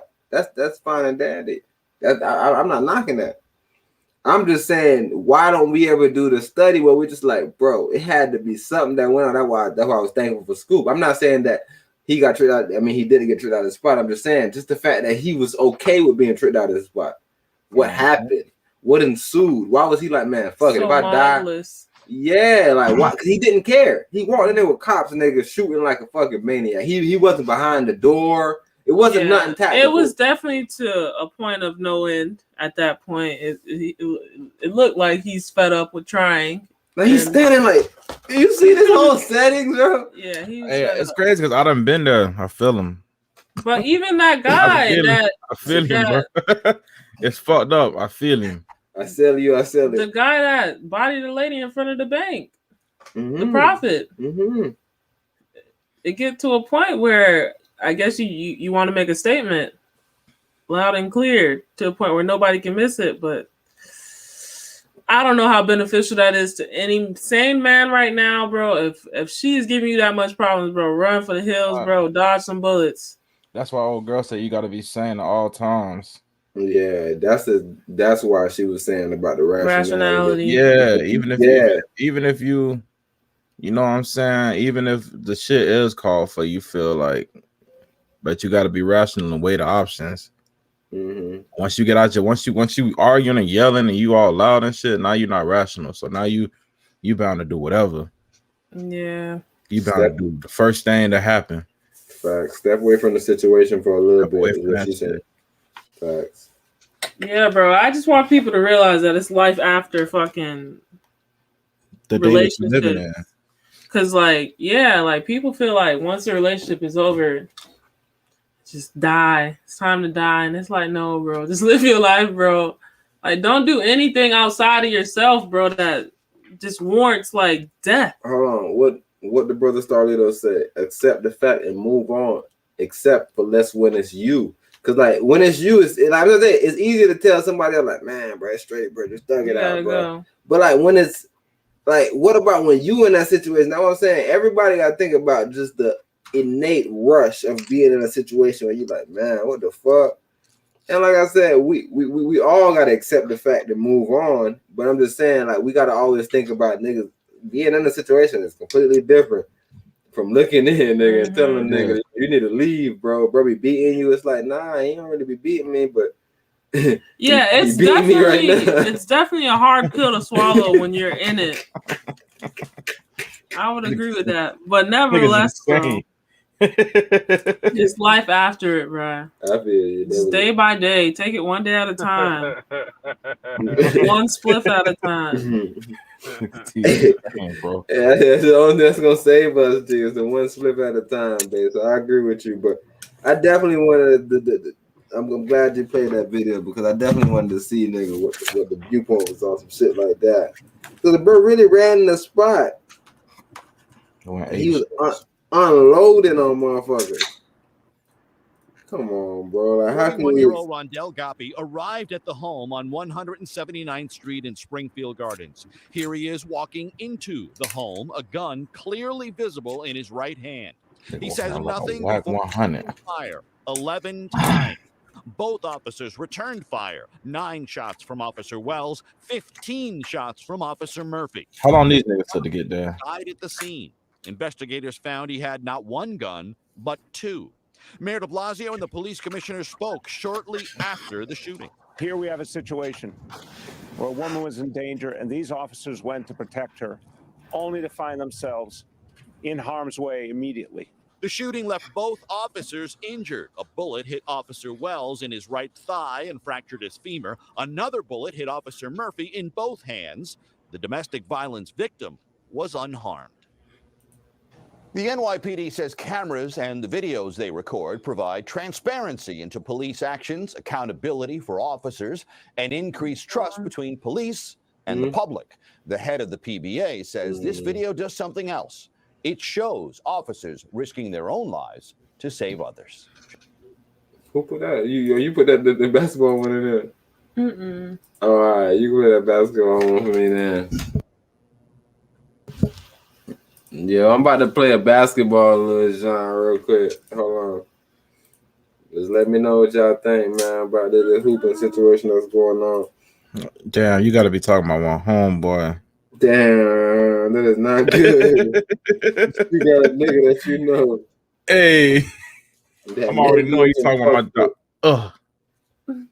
Nigga say he like, nigga, That nigga form crazy. Throwing them bands in the club, bitch. Throwing them bands. Beat. Put the script in the nose, bitch. A band thrower. What you saying? That brother a band thrower. How he throwing a band? Probably one of the. Blowing that money don't make no sense. Yo, hold on, babe. What the comment section? I mean, like, what's the shit over the top of the video? How you about to miss out on having good credit? Damn. Yo, babe, I need you to do your moderator situation for Tuesday, bro. While we on this, bro. What happened? This is probably one of the. I don't know what's going on. This is. You know what make it funnier? Go ahead. I feel like him and Quavo got pressure. You remember him and the Migos had some pressure. So it was Quavo and 2 Chainz versus. I'm bugging. It was Quavo and Jack Harlow versus Lil Baby and 2 Chainz. So that's then a personal rival. What you mean is a personal rival, man? Bruh, y'all remember the shit that happened, bro, when Offset them had got beat up and shit? Them boys went to unfollowing each other. They went at QC. They went at QCP neck. About some shit. Who did that? The Migos. Nah, you know, I don't really listen to the Migos, brother. Yeah, but Lil Baby them had got on Offset ass. So I'm watching this shit. I'm like, damn, it's Lil Baby versus Quavo or not. And you know, kind of Lil Baby kind of took their whole spot. You know, they might be on that equality movement too, like them other folk. But you know, Lil Baby came and took their whole spot. So now Quavo really had to get one back up on, bro. No, I definitely see what you're saying. Okay. That was personal, bro. The score was 21-7, I believe. Well, we know Lil Baby gonna win because he fought with Lito. You feel me? Lil Baby on a different type of time, but maybe we should have put Lil Baby and Lito on. With Lito, that would have. Yeah, Chain got to give it up, man. You ain't see Chain. Chain's made a shot so wild, so wild. He hit that bit. That bit was just wild. I'm talking about off the backboard, spin, duct tape. I'm talking about that nigga. He made it though. He made it. Yeah. He got to get that shit up. I don't know if he too. You know what I'm saying? He 40. He different. No, I don't know what it is about, bro. But I can't imagine bro ever being a hooper. But shout out. He wasn't. He played college basketball. He was a power forward. Had to be. You're not finna tell me he was a shooting guard or no shit like that. I don't know what he was, but with 2 Chainz play some. He may have been an old school small forward. Not like a new age small forward. Like one of them old school bros. I can't see it, bro. A nigga known for a position, you saying? The school went real short. Come on. You gonna hold a block down, nigga. Yeah, but this was crazy though. Jack Harlow and this brother beat another brother, two black brothers. That's Tyler Hero. You heard the song. I ain't even know Tyler Hero was a person. Till I was playing the game and it all makes sense, nigga. He's the white bruh. He is Tyler Hero on that court, T. No, he a bum. He's Tyler Hero on the court, bruh. There's a whole anthem out here. He a bum. I definitely wanted to show y'all that, bro. And I guess it's a narrative. It's another narrative I want to jump into about the I'm not sure if y'all was able to see it, so that's why I kind of want to run it by y'all. So I'm not about to jump into it head deep right now. But the Coming to America 2 situation. Hell no, I ain't seen it. Dead inside of their Happy Hill home after a massive fire. WKRG News 5's Gabby Crazy. joins us live tonight from Mobile Police Headquarters, and Gabby, police today gave more. They were found dead inside of their Happy Hill home after a massive. Brazy changed his whole name, man. Nat Dog Brazy.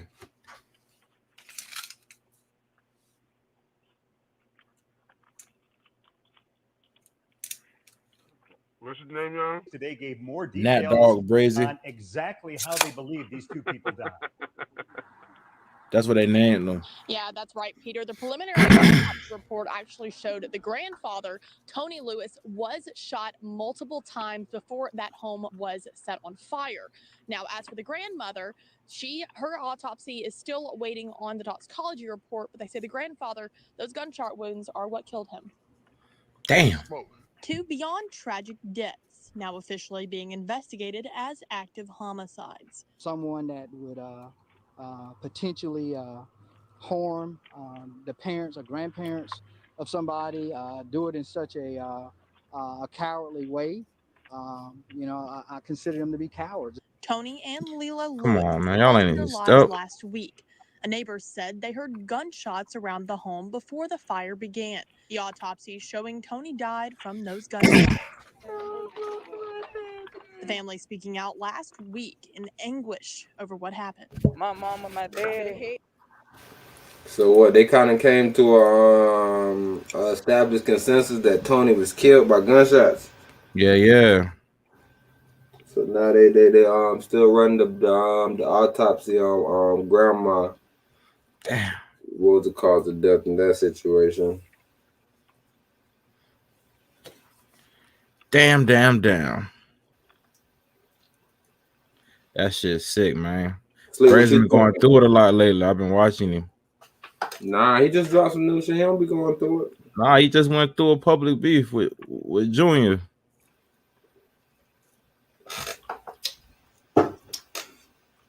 Damn, for real? Damn, bro. I know you see a nigga calling your phone, bro. Question mark. He added him and shit, and then he made a whole bunch of posts about the label slaving the nigga. Label slaving the nigga. OGs don't want to pass the torch because they scared you may be bigger OGs than them.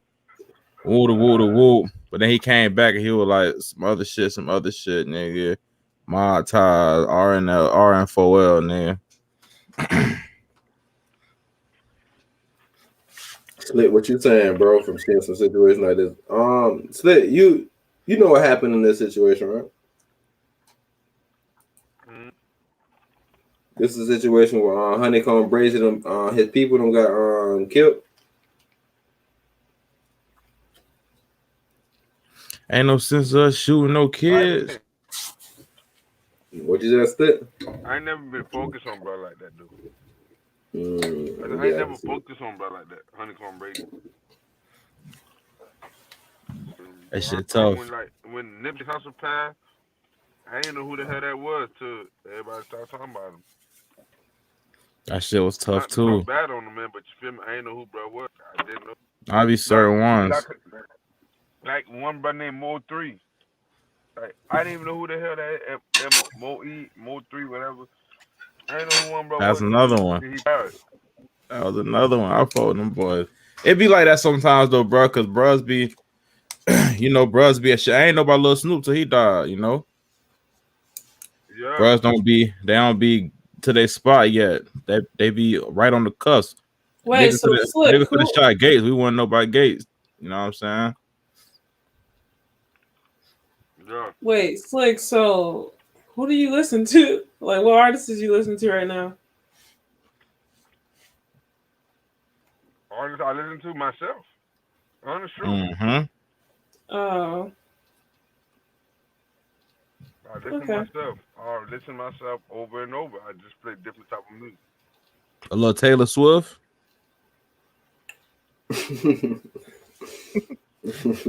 Niggas be like, no, I don't really follow no rap music, but I get into a little Tiana Taylor.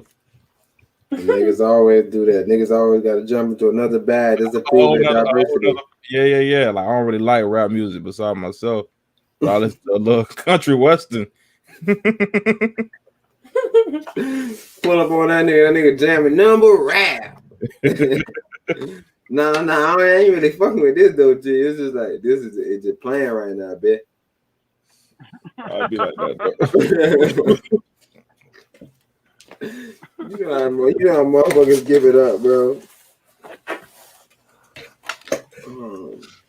So They scared to come outside. I can't wait for that shit to drop. What? That Come Outside remix. Nigga, know I'm sliding 9 day. You hear that church in my music, cause that's how I'm raised. Yeah, I think it used to be snapping. What you talking about, G? It's some babe, what you doing? You know you making noise. It's a real soulful Mo 3 on the way, bro. Real soulful.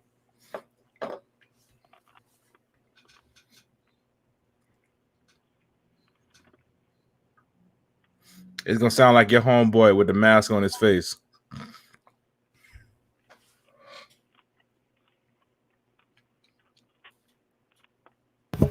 Hold on, who you said sound like? Who you said sound like that? I said the new Mo 3 gonna sound like your homeboy with the mask on his face. Oh, you heard the new Mo 3s? Mm-hmm. And like, why they sound bad? You saying? No, they not. They don't sound bad. They sound real soulful. Oh, but these was the shits that he was working on, type shit. Mm-hmm. I thought He had already. This was one that he already finished, but they just shooting the video without him in it. You know. I thought you was saying that this is a situation where, because it's a couple other artists that died, and they kind of, you feel me, putting things together. Oh yeah, he got some shit on the way though. Oh, he about to drop a tape. Mm-hmm. Shout out that brother doing shit from the graveyard. Mm-hmm. And somebody Dave from the murdered grave. Jerome Roberts early Monday. 3 years ago, we spoke with Roberts after he rescued a child from a burning home. Paul Murphy reports his loved ones say he had a heart of gold.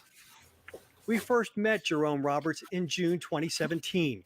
He was still wiping smoke from his eyes hours after rescuing his 3-year-old neighbor. Roberts crawled into a burning home with another man, found the boy trapped in a back bedroom, and got him to safety. Yeah, I'll do it again. I'll do it any day, every day. To see somebody turn. Early Monday morning, Roberts lost his life in the violence on the street. Damn. According to New Orleans police, somebody... I seen a nigga get killed on that same street on First 48 though. That's crazy. This shit Mayo? A street that looked just like that, bro.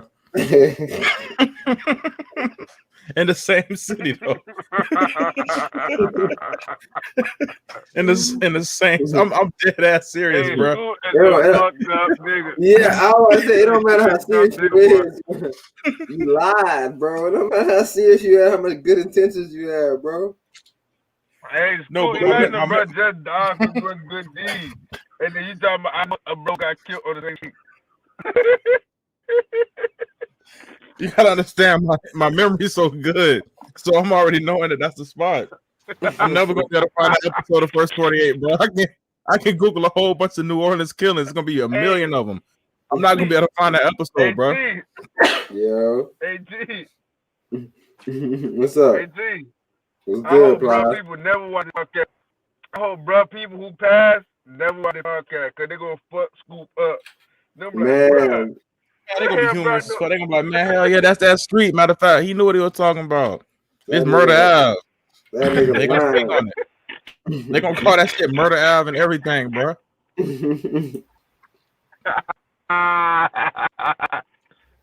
Yo, they really spicing us Although with the most Asian indoor situation, restaurant bro. dining Are we remains ready? closed during the Wow. pandemic, dining and dashing is still a problem. KQ9 Sarah Donchi shows us how it forced one restaurant owner to close up shop. I told her, surprise me, give me whatever you have today, greatest hits. This is a foodie's paradise. It's amazing. It's top notch, obviously. Trendy desserts, bowls of piping hot noodles ready for their close-ups, even endorsements from celebrity chef David Chang. Korean fusion cafe Spoon by H had the ingredients to become an LA success story. During the weekend, it was, line out the door. The food is amazing. It's one of the best food. We actually come from Orange County. But this is the epitome of a small business. Yeah, Owner and oh. chef Yoonjin Hwang started her restaurant from her love of food and works 15-hour days running it with her mom and brother. We have no staff. We have no cooks.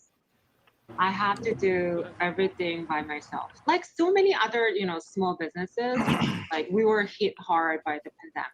With so many new takeout orders online and through apps came a new challenge called friendly fraud or chargebacks.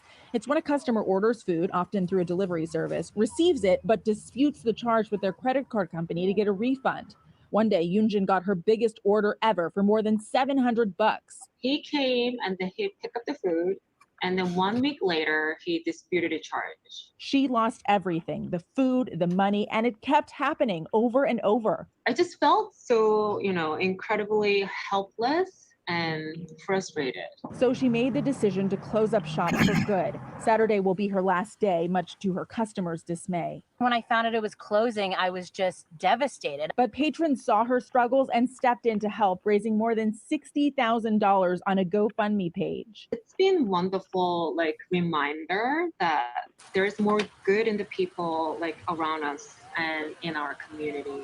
Yunjin says she'd use some of the money raised for her to pay off bills. And then there is some good news. She says she is considering opening a new venture at some point, but she didn't have details on what that would be or when it could open. In the Fairfax district, Sarah Donchi, KCAL 9 News. Yo, Eugene raised $64K, nigga, and said, I'm probably gonna open sometimes in the future. I ain't opening shit. But you heard the situation that was going on though. If I'm her, I'm taking all that money and putting hits on people's heads, nigga. Next motherfucker who run off on a bowl, nigga, is out of here. $700, bro. Niggas gonna stop playing with me, bro. Damn, that's how far you taking it. You angry in business. So, some kind of policy. I'm using that money to implement a Department of Homeland Security, essentially. Yo, you saying nobody gonna play with your ass? It's gonna be some kind of Homeland Security in this shit. I'm talking about what? I'm taking so many pictures. I might get a what that shit called? An NFT for every plate. Every plate got an NFT. I wish you nigga would. So I'm a blockchain they ass. Hey, that's a good thing about the blockchain though, nigga. You got Come on. Come back to me with that same food, boy. I bet it ain't gonna be worth that much money no more. You got me fucked up. Man, a woman was struck and killed by a backhoe. Bet you can play. Oh, what that is? Nothing. By a backhoe, bro? Bet you already got something on the screen that you're running? Mm-mm. Ain't that a large ass dump truck type of shit? No, it is, bro. For sure it is. Y'all bullshitting with me, bro. For sure it is. Woman near a For construction sure it site is. in Brooklyn. Take a look. You see 61-year-old Estelle Davis walking across New Lots Avenue Damn. Friday, New York. This backhoe, look Damn. right there, backs into her and then hits her in the head with a shovel. We're freezing that video right before it happens. Neither the driver nor a nearby worker appear to notice. The backhoe then runs over her. Police initially thought Davis may have been hit by a car.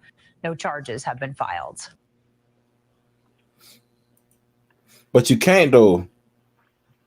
Almost can't, because you literally in a construction zone. And that shit beeps louder than a fucker. Yeah. It was a cell phone involved. How about that though? Huh? Mm-hmm. Yeah, it had to be something weird, bro. Like, man, what do you think she was possibly doing to get hit by a backhoe? Yeah, like she was going through her purse or some type of little handbag, not paying attention. Because that's the only thing that could possibly happen, bro. Is she's not paying attention. The other bro's obviously paying attention, but she's in his direct line of hidden fucking shit. Like, she's literally walking in the exact line that he's backing up in. So you tell me nobody even watching because she got hit and ran over. Like, I feel like if she would have got hit by the shovel, she'd have been cracked. Mm-hmm. But she got smushed. Hey, sis. What could she be possibly for? A bubble gum? You know, female got up. What could she be possibly looking for? What could get hit that hard? Man. For bubble gum, candy, what's in the Yeah, I mean, it's New York, so maybe her train card, maybe her fucking phone to call an Uber. It could have been an array of things, but she was not paying attention. He said even the beeping though, because like they beep, it's a loud ass sound. Nigga, it's New York, so everything is loud. There's cars all around. Yeah, bro, it's New York, and New York is terribly built. Everything is way too close in quarters. You building on top of shit that's already built. You doing demolitions in areas that's already established. Those type of incidents are warranted. you got to be paying attention, head on a swivel. Like, Yeah, that's the thing about NY. You gotta be head on the swivel. that sucks though. Rest in peace, but man. Right, that's fucked up for sure. That's a crazy ass situation. Then somebody just enjoying their life and just walking. She not just walking. She is distractedly walking. She was not paying attention at all. She was looking down. But that's crazy that they don't have any type of like barrier. You know how they usually have like the orange plastic surrounding, like, bro, this is construction area. I don't know. That's definitely a city issue too, because it's like, why is she just so close just to walk it? in the situation? Yeah, like even when you go to downtown Orlando, like just looking at the way they section shit off, like. I got something to watch later for you to play. What's good? What the movie you put me on, bro? With the with one bro with Leonardo DiCaprio when bro was dreaming. Oh, the Inception, John. Now you know how you dream you into another dream. Yeah, that was Inception, right? Had to be done there. Mm-hmm. You didn't stick to hear us, bro. What's going on with Slit, man? But I still don't get the. Oh, you heard us? Huh? Yeah. Yeah. Inception. It's in the history. I just want to kind of put it on the forefront so everybody can kind of see it. What you were saying about it, though, OG? I never got the face. I got to trouble. I was going up the road. You never explained it to me, like what the whole point of that. The whole memory was like, bro, I don't know what the hell you want to do. The day after the con, that's when I got, in some trouble. I ain't never showed up. Cause you had to go pick up sis in West Palm, remember? Nah, for sure. I remember us watching it that motherfucking Friday for sure, nigga. And definitely planning on checking it back out again on that Sabbath. Or was that? Yeah, it was that Sabbath. But yeah, it was the Sabbath. That movie right there is interesting as fuck because it's a lot of little different shit going on in there, bro. Cause like even with the dream situation, like I had an alarm going one day, nigga. And my wife was telling me it was in her dream, and I tell you, like I got alarms, and like I almost gotta make my alarm so annoying because what they'll do is they'll come in my dream with me. And you feel me? Those sounds that's technically alarms in the outside world would be like almost like the sound of a ship or something, or the sound of like me answering my phone. So it eventually goes off. So like, yeah, that Inception movie is that shit crazy, nigga, because that shit happen on a nightly basis where you just like, hold on, what's going on really? Like, is any of this real? You feel me, bro? Yeah. So that shit is fucking crazy. Yeah.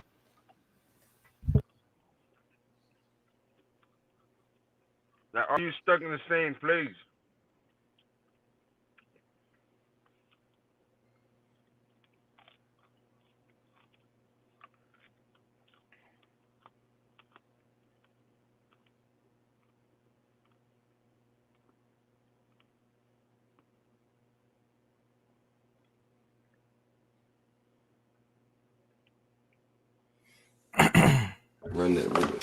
The storyline for Inception is it talks about Leonardo DiCaprio being a professional thief who steals information by infiltrating the subconscious of his targets, and they use dream sharing technology, which is given the inverse task of planting an idea into the mind. And this one they're using this technology to plant idea in the mind of a CEO. I'm guessing to either sell the business or whatever the case is, but that's the gist of the film.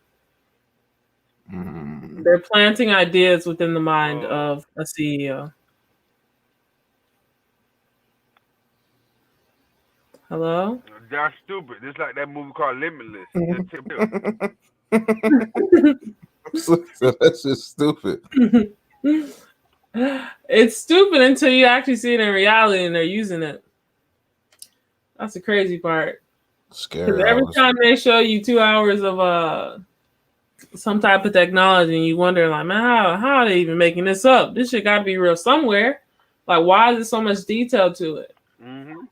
And we got to think about that dream sharing technology.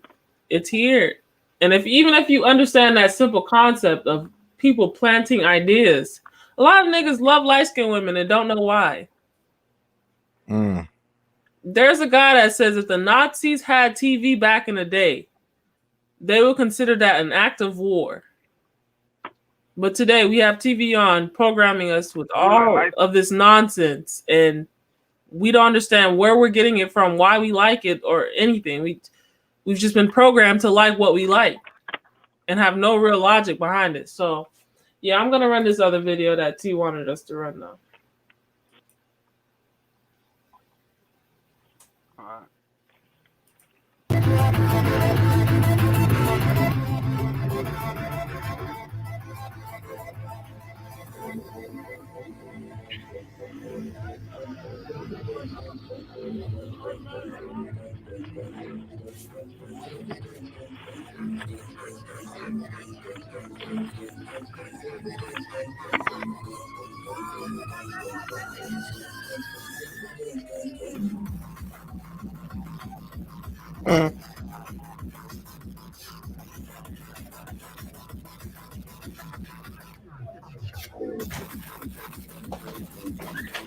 This is funny as hell.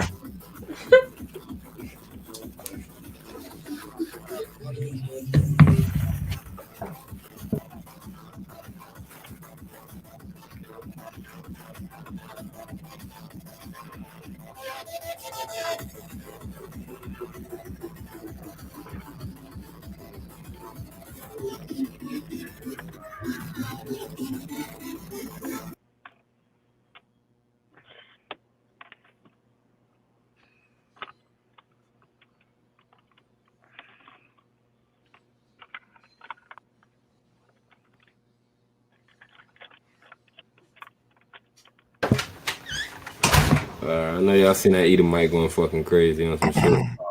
Going bananas, bro. What you were saying?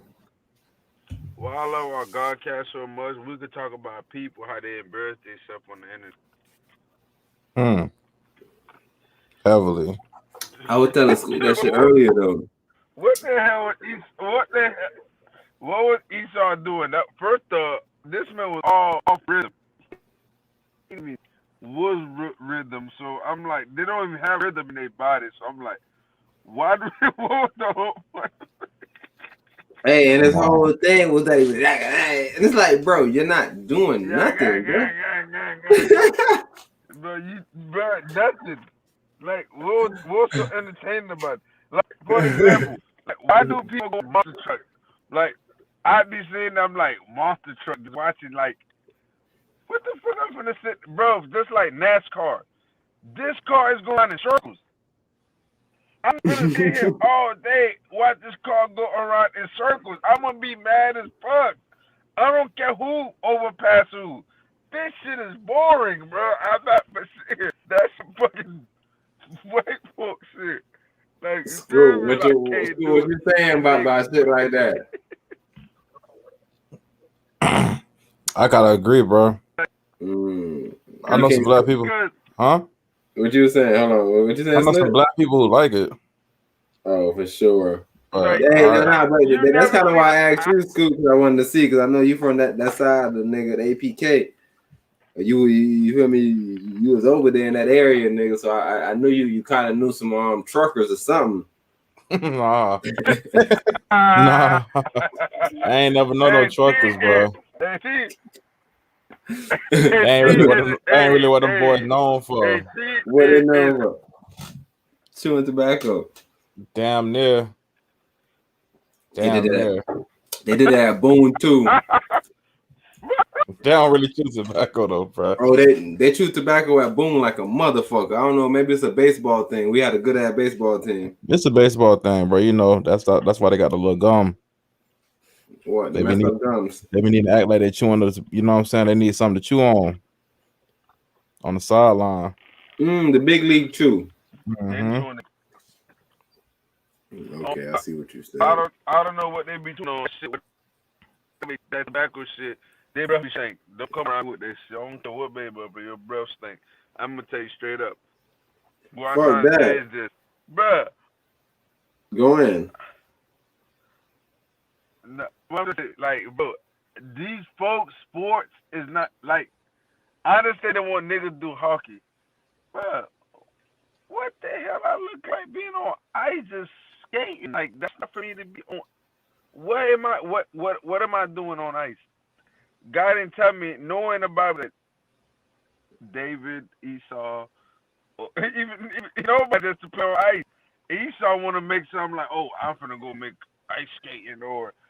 Bro, I'm like, bro, some of the sport they do is not our sport. Like football is our sport, boxing is our sport. MMA, basketball. You feel me? Football. They call it soccer. Football. What I'm trying to think, NASCAR, hockey, skydiving, and that's what? No, bro. I'm not for the skydive. No, I don't care how much money you offer me. No, I'm not. No, I'm not finna go ice skating. No, I'm not finna do none of those type of sport if it's not related to a nigga, like nigga sports. You feel me? Mm-hmm. For an example, like a track star. It's a track, it's ground, I'm earth. I'm earth. I'm not finna I can't air walk. I'm not finna skydive. It's impossible. What if my parents get stuck? Man, that's a free kill. That's a free kill. Free A kill. big guy slick. I feel you, bro. I ain't mad at that.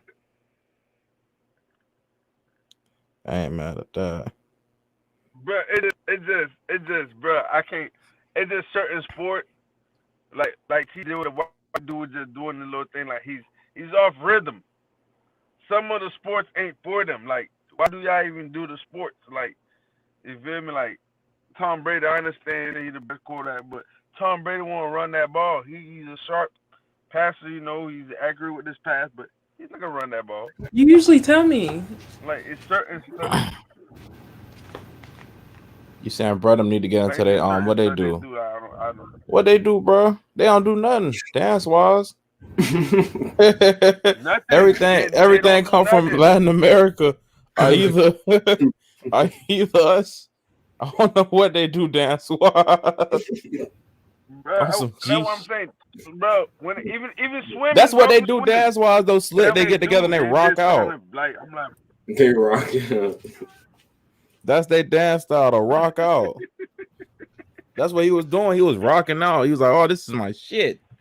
He couldn't even catch it. He couldn't catch a vibe for it. He just did what came natural to him. He rocked out, bro.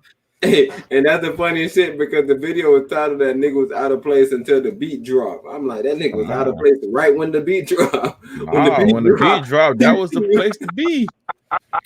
That was the place to be. Nigga, when the beat dropped, it seemed like he was a lot more out of place than before the beat dropped. Like before the beat dropped, it just seemed like, look at this white guy. He just chilling. But once the beat dropped, I understood that you wasn't in the right spot. Like maybe you could have told me like, nah, T, you know I ain't feel like dancing today.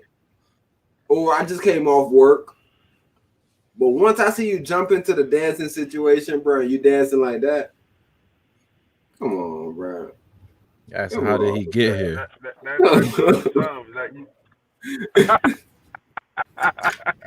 For real. Come on, bro. Listen to this brother right here, bro. To the information that Techie provided with regards to utilizing the same names for clubs. As has been talked about, I think it waters down messaging. I think it creates a digital Jim Crow and allows shit to kind of put their finger on the scale of who is the more preferred creator or content creator, and it just is problematic on a lot of levels. I don't think we're at the point where we can do our most powerful thing and just leave the app. But until we know for sure we're not being heard, I think that's one of the things that I would like to be documented. And I'm done speaking. What you laughing about, bro? Something funny to a brother like you, bro. You must have heard something then. That nigga said until we know for sure. It's like a nigga, it's like a black brown American, like, bro, until we know for sure these white folks don't fuck with us. I ain't gonna say nothing about them. I don't got no beef with them. Hey, Scoop. What up, bro? Scoop, we're gonna fuck you up, boy. That nigga said today until we know for sure. That's like you a blood nigga, a set of Crips run up to you and be like, man, fuck all y'all boys over here. I just killed y'all cousin. And then he walk off and like, bro, I really want to do something to him, but until we know for sure, I ain't gonna fuck with him. Until the law run its course, you saying type shit. Come on, bro. What are you saying, bro? That's hilarious. That brother just basically saying that we're not that powerful, bro. We're not ready to go into our own space. Bro, he said so much detractors. This is a if I was great, if I was grading this nigga, I would have given him so many detractors, bro. So many areas, bro. You lose points here, bro. So, babe, what you saying though? Because the brother said create and like the fact that now you can just create clubs. He's saying that is a digital Jim Crow, and he's saying that the creators purposely put this in. He said they purposely put this in to see which creators was the most popular. I want to see that. What you saying about that, babe? How could that put us at a disadvantage, B? That's all I'm trying to think. At what point now is something changing? Like, where's the nigga like, yo, you know what? I'm thinking about to break out a club. What rooms have they been in to formulate this kind of shit, bro? Like, I don't get it. Like, that part. Okay, what is the fight for the clubs? Is it like, why are people in a tizzy right now over clubs? Like, why can't you just build your club, have your club, and exist? Like, what is it that everyone's like, no, we only need a certain amount of clubs on Clubhouse, and that's it? Like, what is that about? They said now they're able to single us out. Now, instead of us all being in one room and there might be a leader in there better than the main leader that created the group, now they're saying, like, now the fact that they allow you to just create groups, that nigga that was better than the main leader, he can just create his own group and take his own little people. And now the creators of the actual app get to see who is the most influential creator. Now they get to take them out or invite them into the system. Like, yo, you want to be part of us? I'm looking at those brothers. They don't really fuck with you like that. That's what they're saying. And I'm just trying to think about, like, when does that become? So like, previously, the only people that could create clubs were who? Everyone could create clubs, but it was a specific verifying process. You got to go through a little system. Now, if you on the app and you could do two a week, I think they're saying. And why are they allowing you to do 2 a week? Like, why do you have so many clubs? Because maybe you just want to create more clubs. Maybe it's like you got different clubs, you got different vibes, you got no face, no case. You might be on the black privilege, you might be on a couple therapy. You know what I mean? You don't want to take everything to the same thing. It's just like LLCs or C corps. You don't want to. And then the whole point of a clubhouse versus just starting a room and going is what? What you saying? You have a set group of people that understand what the topic is, or what you saying though? Like, what is the difference between having a clubhouse or a club versus just starting a room? Oh, you can start a room any day, but a club is a club. Huh? A club is a club. You can start a room any day. You just start a room. You just start a conversation in a sense. Yeah, like what perks or benefits or features are in a club? Like, you know that. Just think about it. This is a club. It's a club. Instead of you walking up, seeing 1,000 people that starting a conversation, you actually got a club that start a conversation at all times. These people are going to be members. Okay. So yeah, that's the main part of it. The fact is, it's a club, nigga. So now that I have a little bit more context, why was the guy saying this is going to be the Jim Crow of Clubhouse? Because we're separating each other now to figure out who's the main leader, and now they can come in and separate us. So, like, with Billions per se, like, what could go wrong for him in this new update of being able to have multiple clubs?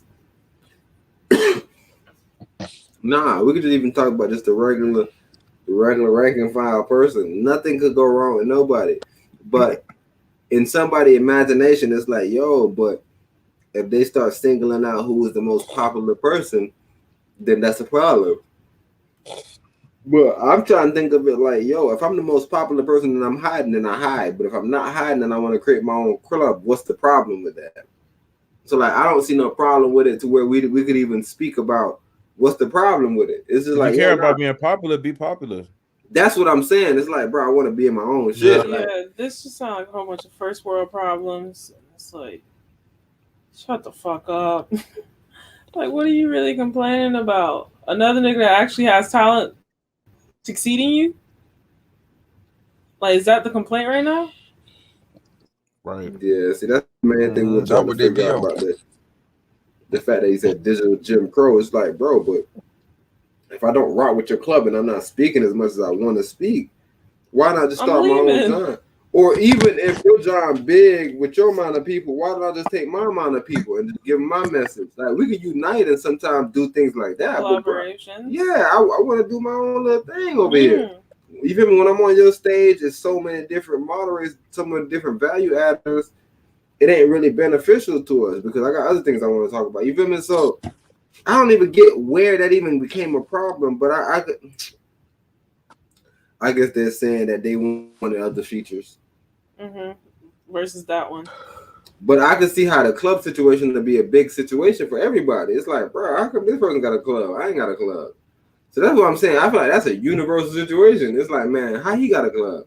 It's like, well, you know, you got to go off the website and kind of sign up for it. Oh, you didn't know about that? No, I didn't know about that because I don't really read the terms of service like you thought I was supposed to.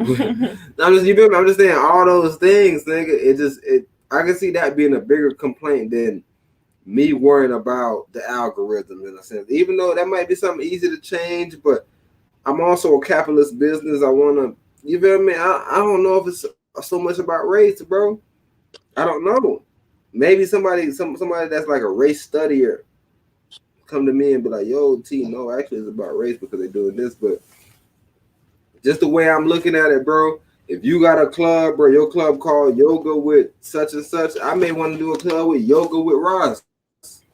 You feel me, Scoop? Like, who the fuck are you to be like, nah, bro, we got the whole yoga group, though. Now you want to go do your own yoga? Yeah, I do. What you talking about? Come on. Like, you feel me? Like, so where is even the computer? Like, how is that the creators trying to create some Jim Crow shit? So, like I said, tonight I kind of wanted to spend some time on, like, kind of getting some answers.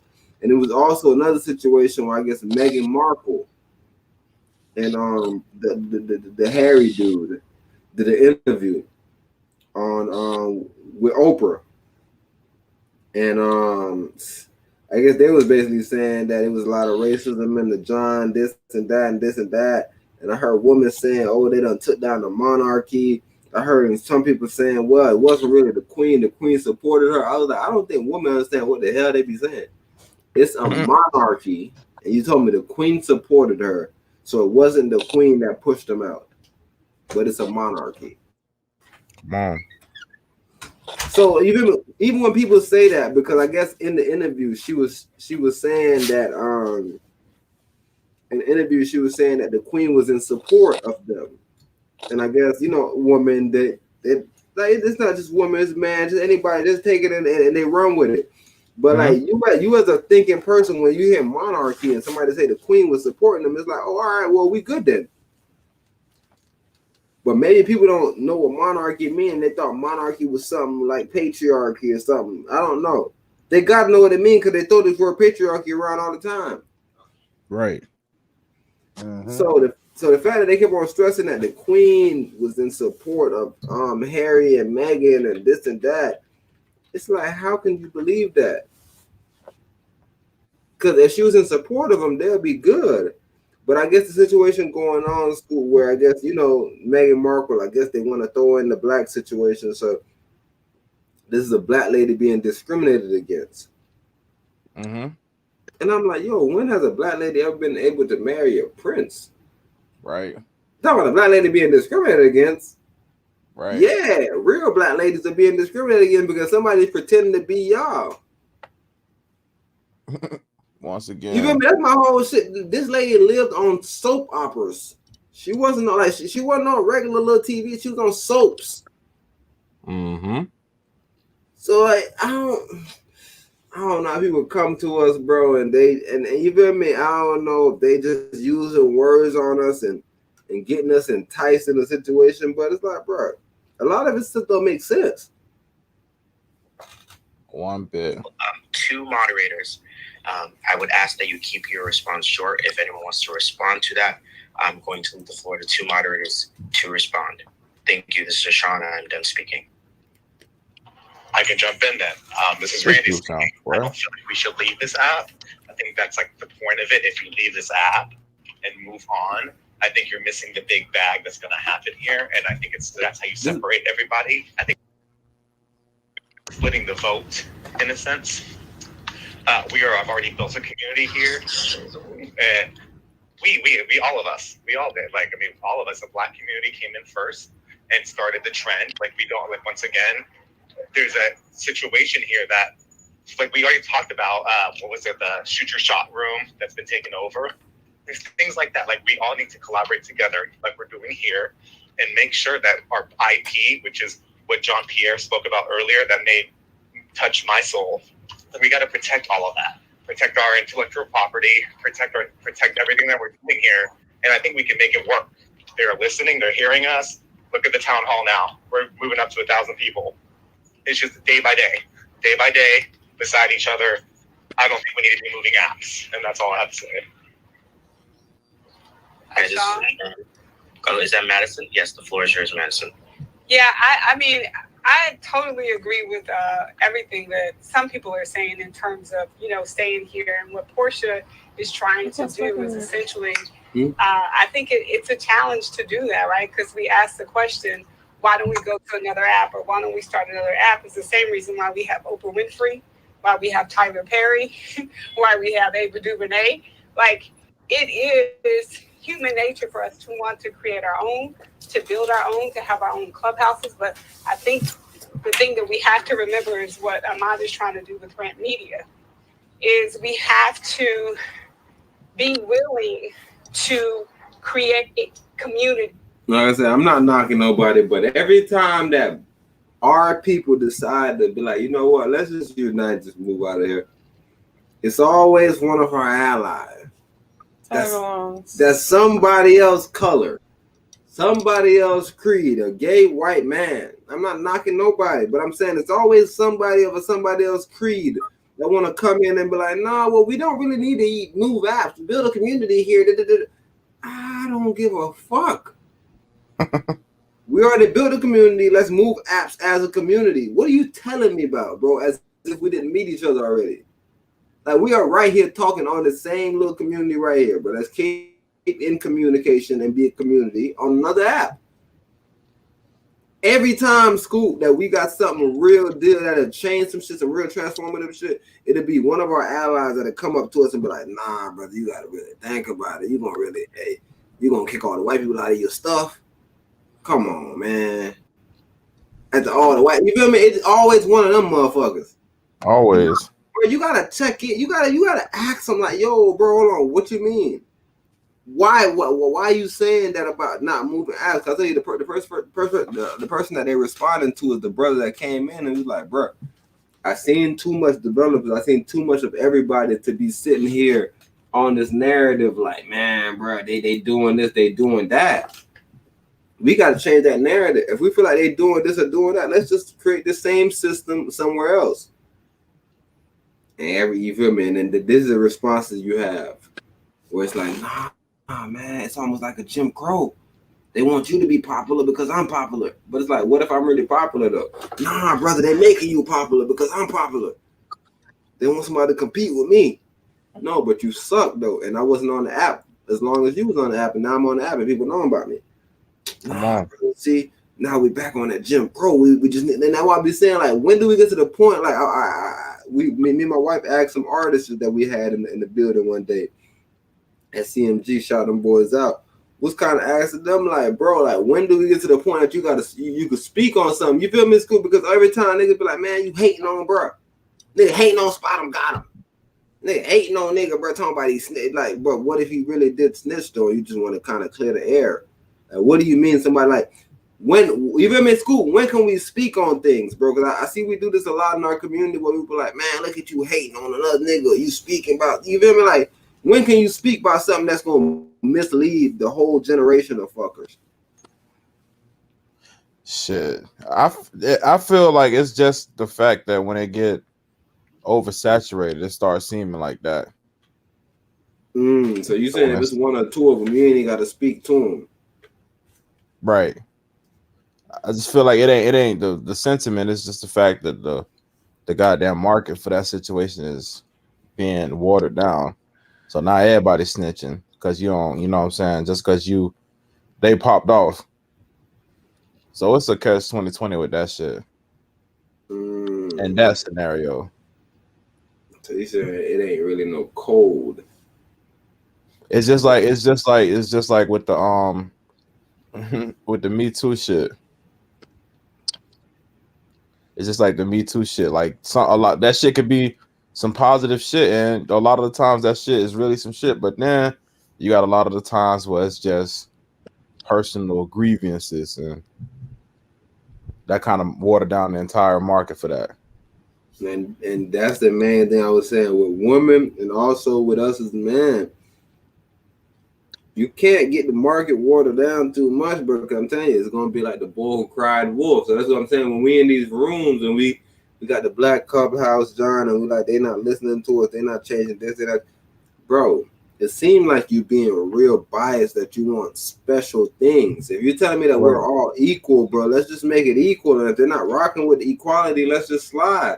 You feel me? Like, how do we get to the point that it's like, man, let's make it equal? Then, but then you hit me up like, yo, bro, you got to start putting us to the front, bro. You know, we black people and we ain't really had this and that and this and that.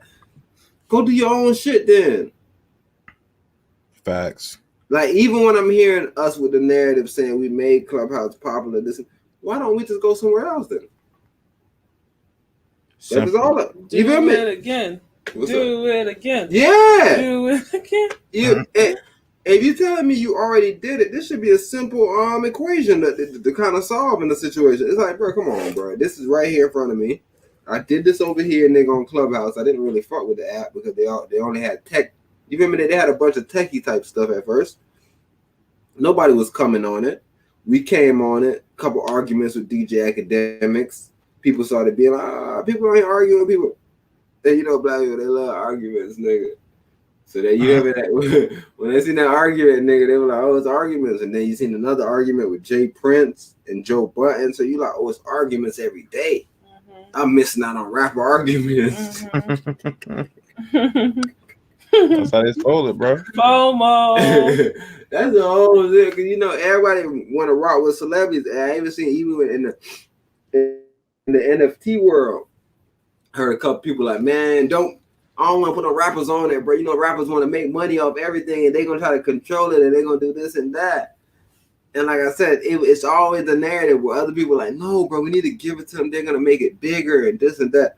So like with all those narratives, bro, it's always the people that's like, bro, I think we should keep this shit for ourselves, bro. And if we really want to do it, we should go do our own shit. And it's always people like, no, man, we should just make it bigger, make it a bigger revenue so we can, you know, it's people that want to just be cool with the rappers. Like, so like, even though we got a protest where we like, man, bro, I want to be even, bro. I don't even want to deal with these people. I want to have my own shit. It's other people that's like, bro, I just want to be on their level so I can sit at the table with these folks, bro. Right. So when like I said, when I'm in these rooms and I'm hearing these conversations, I'm like, man, those shouldn't even be complaints because like it's actual complaints, bro. But come on, bro. I seen too much people on here like eating. And another thing to do with saying here, like, bro, I seen some quote unquote billionaires on here, quote unquote millionaires on here. So we got the capital and we got the knowledge, and we still can't do it. A young lady came in and told and said it's millions of lines of code, and I'm like, yo, hold on, chill out. Chill out. All apps is millions of lines of coding, bro. And Clubhouse is one of the most simpler apps. Simplest ones on earth. So if you complaining about that, what are we really gonna do? Like, should we just be quiet and just accept that we able just to be on the app and you feel me and use this funnel?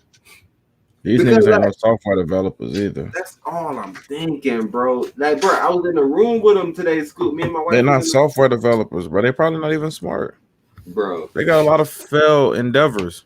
They Silicon Valley guys, bro. That I don't know why they value. I don't know, bro. I'm telling you, bro. Every time I pay attention to these fellas, bro, I'm like, bro.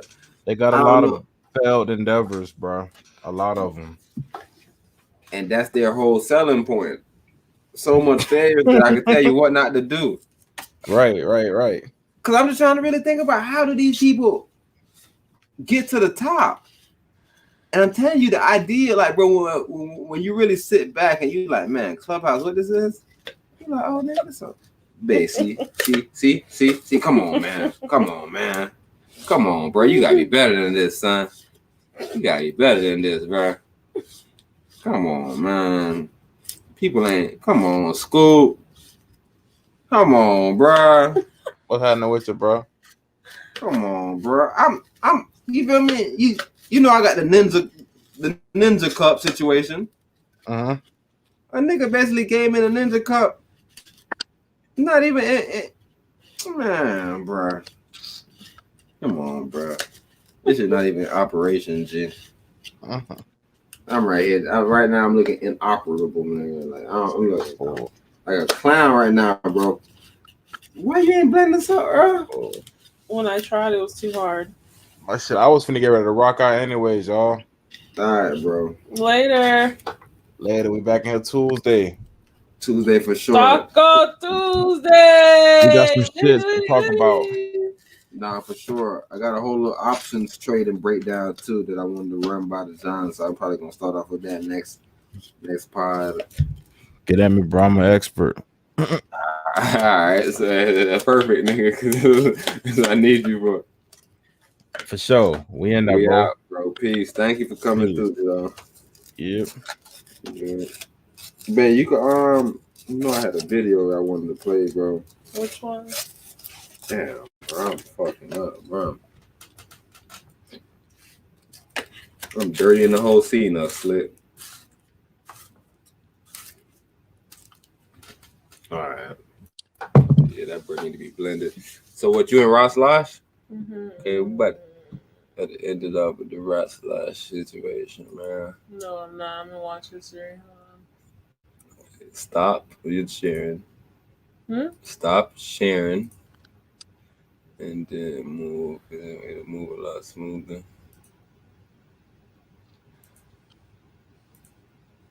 Oh, they saying you're not even signed in.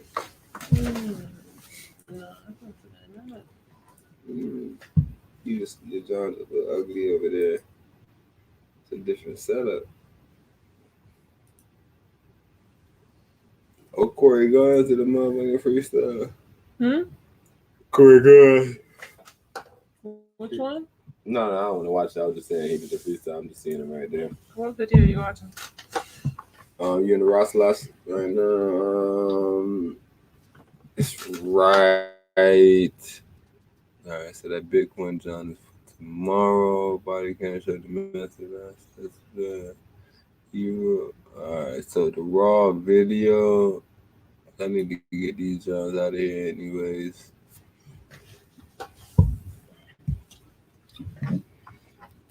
Yeah, my bad, man. I had a different little setup for today's show, but my video's not running as smooth as I want them to just jump in. But we definitely covered some amazing things today. I know this is gonna be a nice little show to watch back and just. Oh shit! I'm not even sharing. Yeah, get a view of what's at that. My bad. I didn't even get myself on the cam. I'm about to share this video right now. I'm sorry, y'all.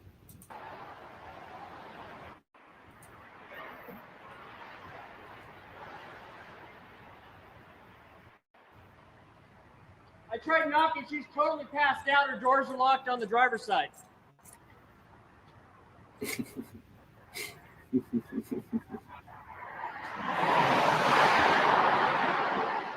And the first citizen, the first civilian dude tried to walk up and try to wake her up. I guess he couldn't wake her up.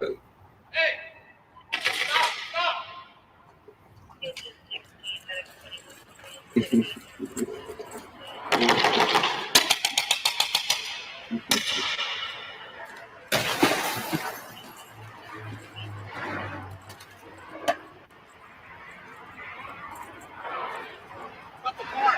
your car. You're going to crash. Stop the car.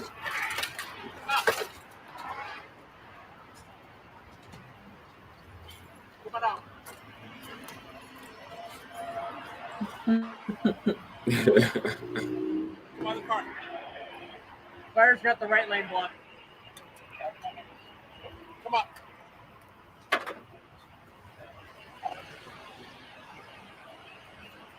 Over here.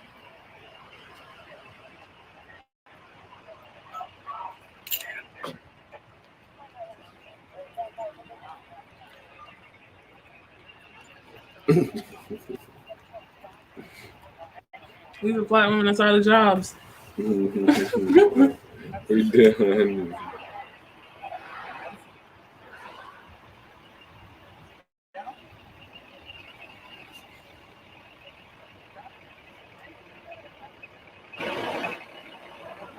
She really started driving off.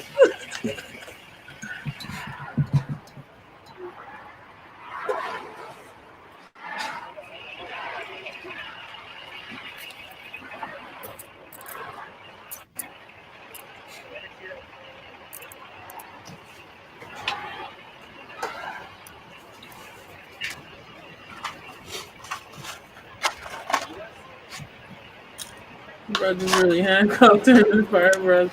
Walked up.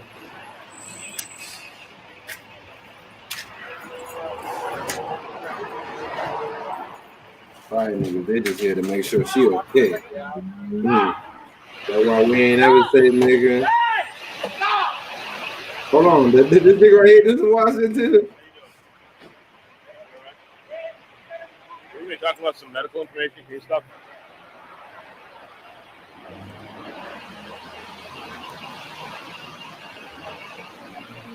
Going through there.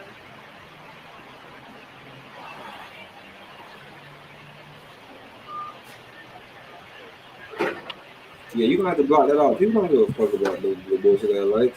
But we done with this real quick.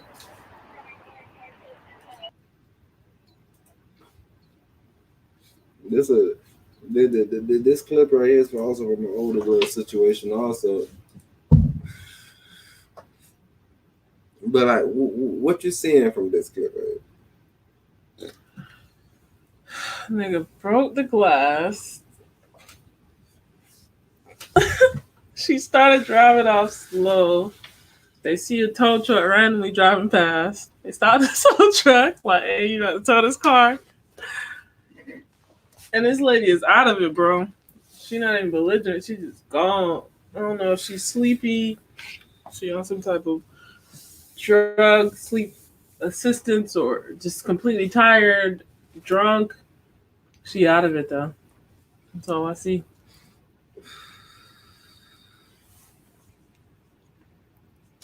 You know, we about to get out of here in a little bit, but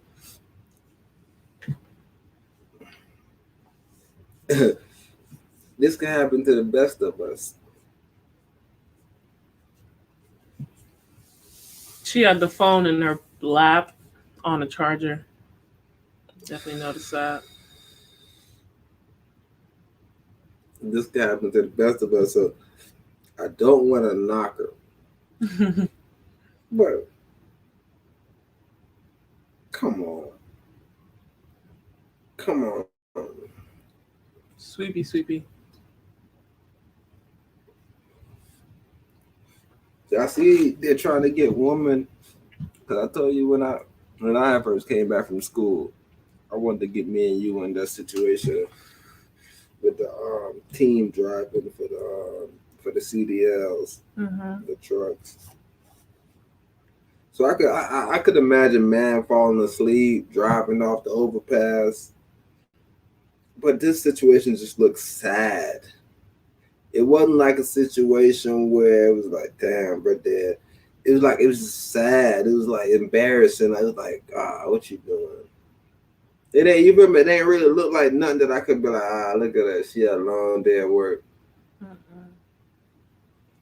Yeah, like she was either trying to get somewhere or was going somewhere, and somebody was probably like, "Hey, man, just keep texting me so I know you up. I know you tired, but you got to get there." Like somebody needed her to get somewhere, bro. Cause she got a club setting or a setting just going to like something not formal.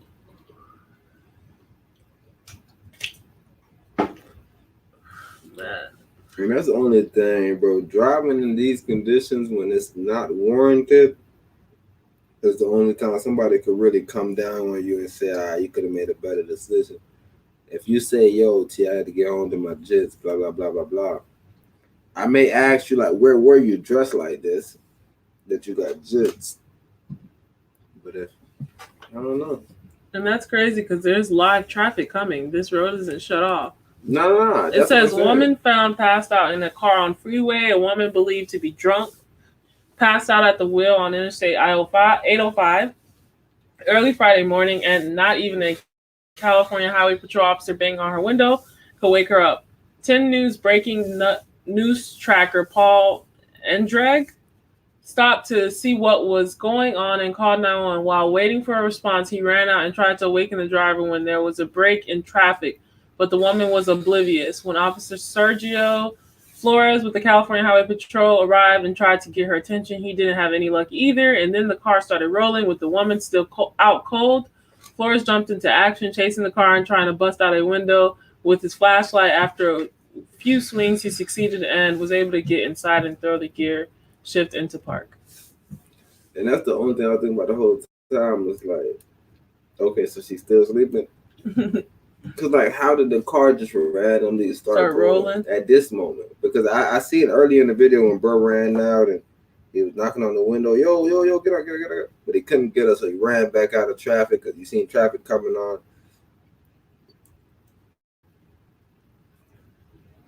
Yeah, she must have had a strong foot on the gas pedal. I mean the brake. And the more they woke up, the more she took her foot off the brake. So it's a good thing that somebody caught her when they did. Mm-hmm. Because she could have completely just took her foot off the brake and just been runaway carnage. There's only it's another one. A woman allegedly found passed out in running vehicle.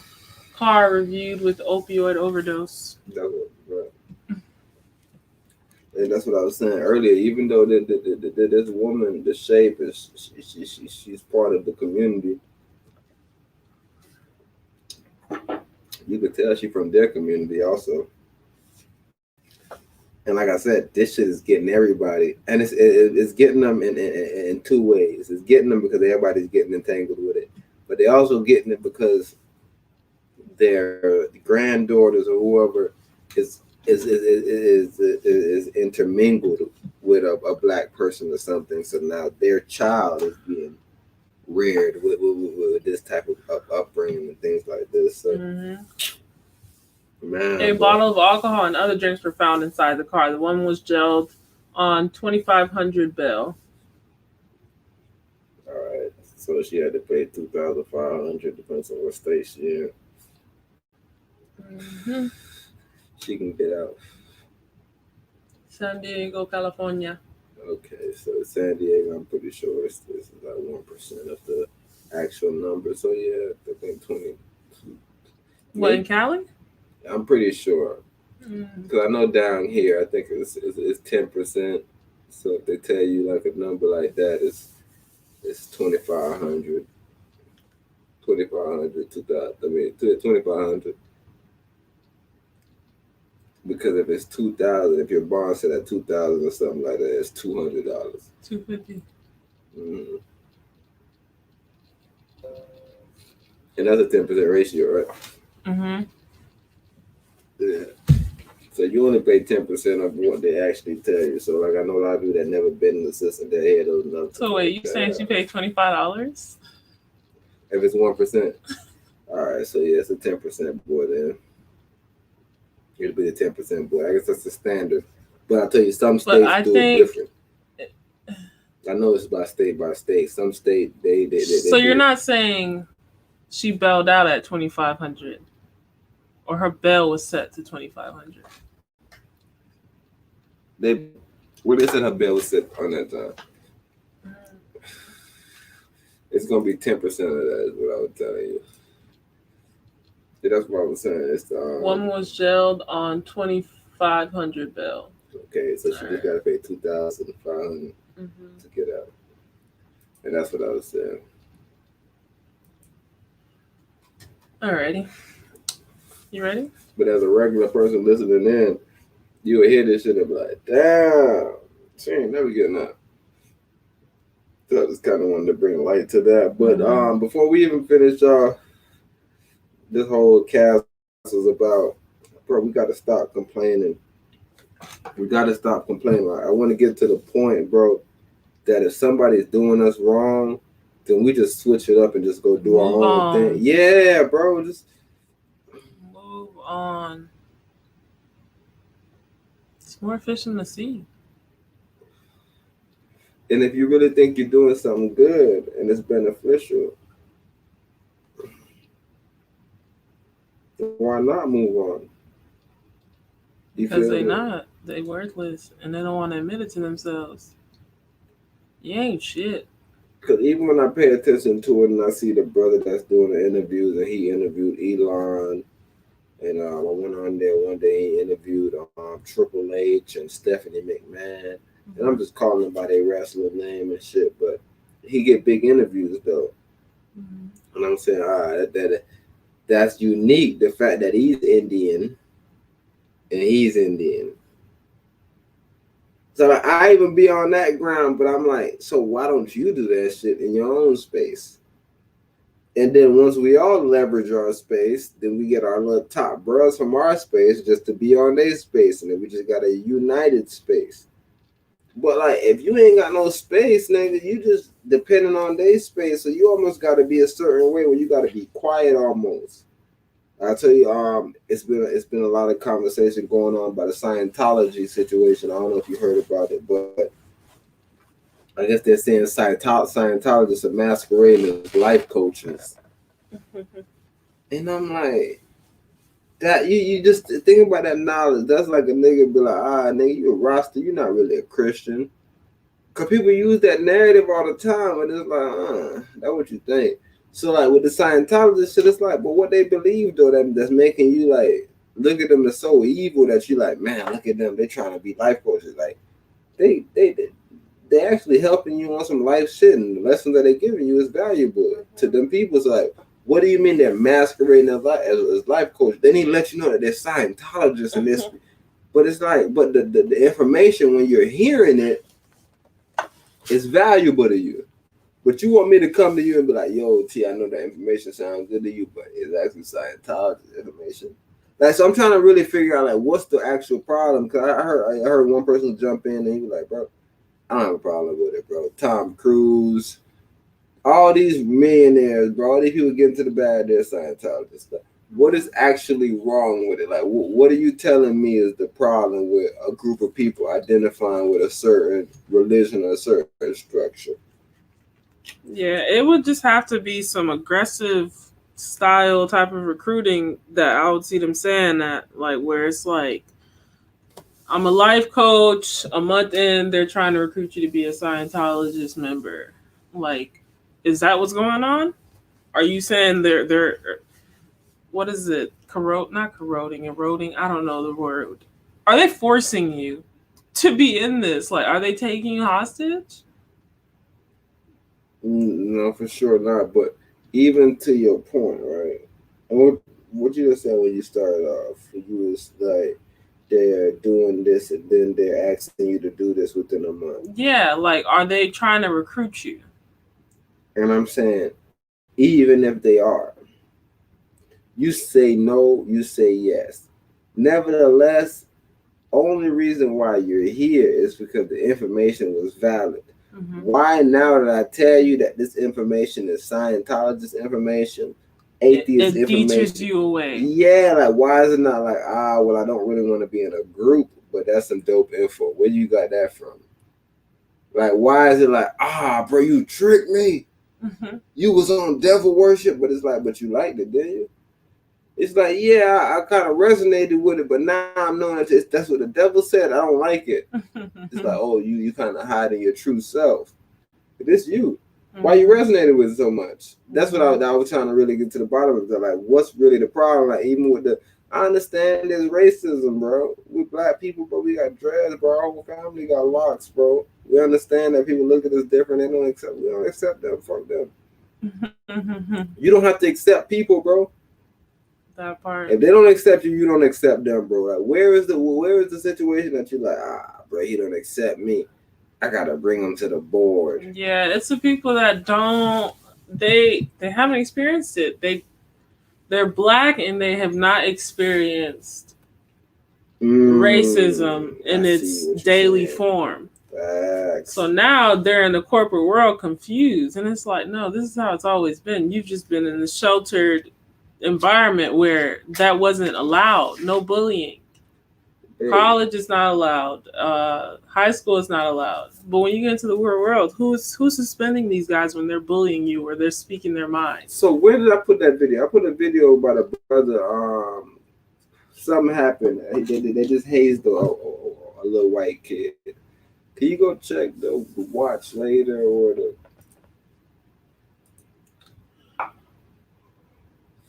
We about to get ready to get out of here, bro. But one thing about the Godcast, you know, bro, we under promise and over deliver, bro, every time.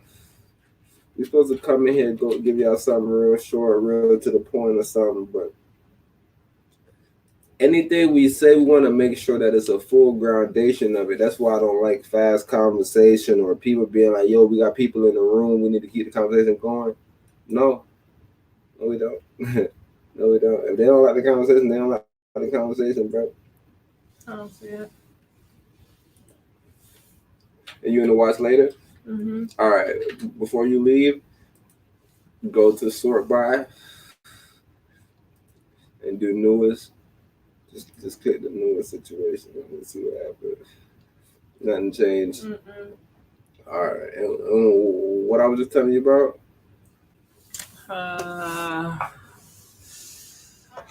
Hazing, college student being hazed. All right. Type in that hazing incident.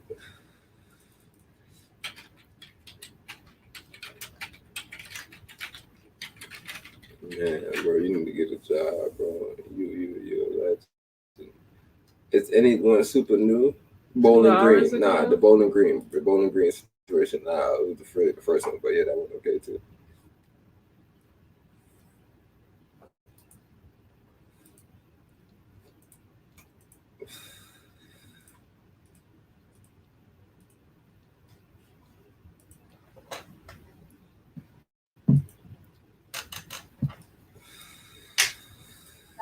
We are following developing news tonight. The Bowling Green sophomore involved in a suspected fraternity hazing incident has died.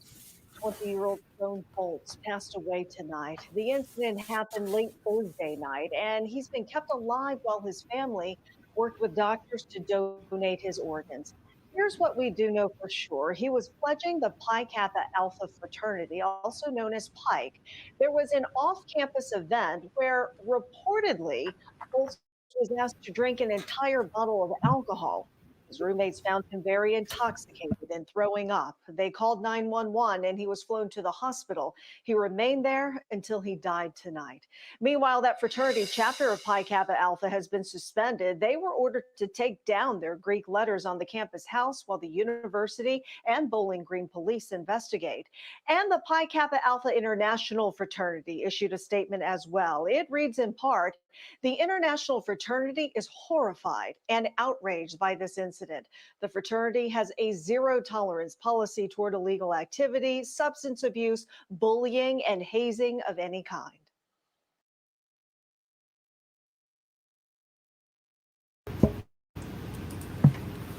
What you saying, Chris? I don't really know. I was trying to figure out how that tied into the actual conversation we were having, but that's crazy just to hear the actual situation. Oof. Everything ties into everything. It's acceptance. It's acceptance. Because when they say somebody died in a hazing situation, I thought it was like a line where they walked down the line and we beat him with a paddle and his butt cheeks fell out. You feel me? Or he did some shit and we told him to crawl on the ground and we stabbed him, or we stabbed him in his eyeball. Like, we told him, yo, you think you could drink that whole thing? He's like, yeah, I could drink it, dude. It's not a hazing situation that happened.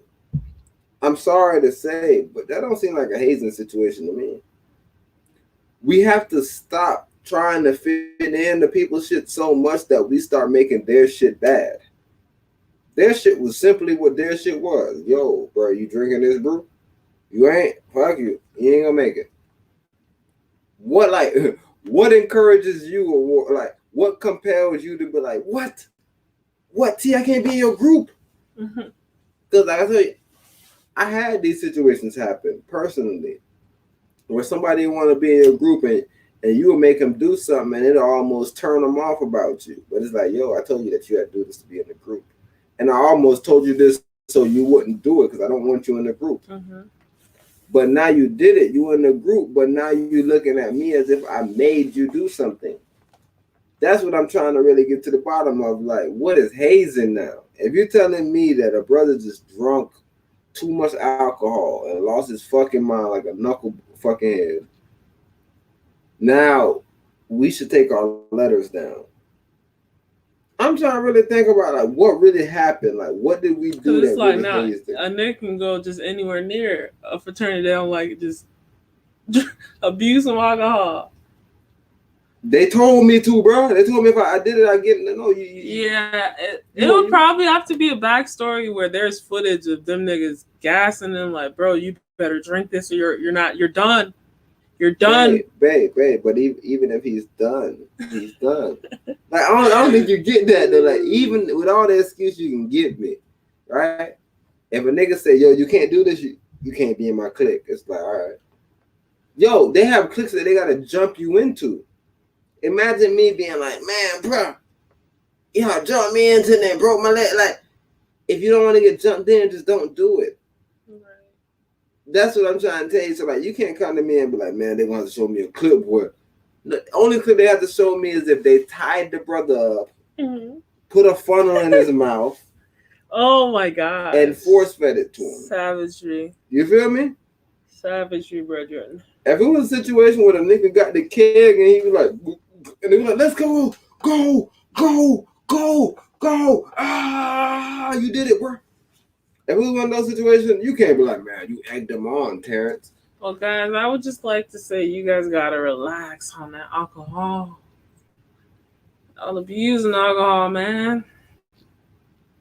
Stop trying to blame it on the alcohol, bro. Can you feel me? And then even when people get so drunk, like the young lady got drunk and she was sleeping in the automobile, bro. We gotta get better at taking responsibility, bro. Bro, the government has made this chemical legal, bro. And demonized the other one. So now you have a society that just seems so violent. In reality, they're trying to self-medicate. And this is the wrong choice of drugs, bro. Because they're out there bodying. That's why I'll tell you, I always have, me and my wife always has a little discussion where I'm saying, it's virtually impossible to tell me that a drunk man tells no lie when he's not even himself. The person that I met when he was sober, I'll slap him in his face. And right now he's talking crazy and I'm about to really slap him in his face again. Nothing changed about me, but I know he's pretending. So you can't tell me a drunk man tell no lie. Drunk man lie more than a regular man. And a regular man lie. So if you tell me a drunk man can't be trusted, bro. That's the only thing you used to tell me about a drunk man. If somebody drunk cannot be trusted. If somebody come up to you and like, yo, T, I'm drunk as fuck, bro. Matter of fact, anybody out of their body cannot be trusted. Somebody that get too high, like, oh, bro, you stupid, bro. You just want to make an excuse for stupidity. I don't know, maybe chemical, could they tell you the chemical interact differently with everybody? So I don't know. They say the thing about the psilocybin, it got kind of one nature. everybody kind of see the same things, the same unisons. So I can't judge either, bro. But as a child, I've smoked K2, which is, I guess they say 100% THC. Because they had people that ate people face off. They had people that couldn't get right. They couldn't walk. I feel like it's just made up shit, bro. We got to be stronger, bro. And if we stop making excuses for people, bro, we'll see the society change, bro, for the better, bro. The minute that somebody do something real stupid, bro, and you be like, nah, bro, it ain't because you handicapped. It's actually because you didn't want to do better. So yeah, bro, that's all I'm gonna say for the night, bro. We back in this big Taco Tuesday. Do you think, Queen? And that is another episode of the No Face, No Case Godcast times the Wise Magis. We will be back on Taco Tuesday, where we talk about currency only and anything related to the financial industry. So again, tune in at 9:30 p.m. Eastern Time. Peace. Later.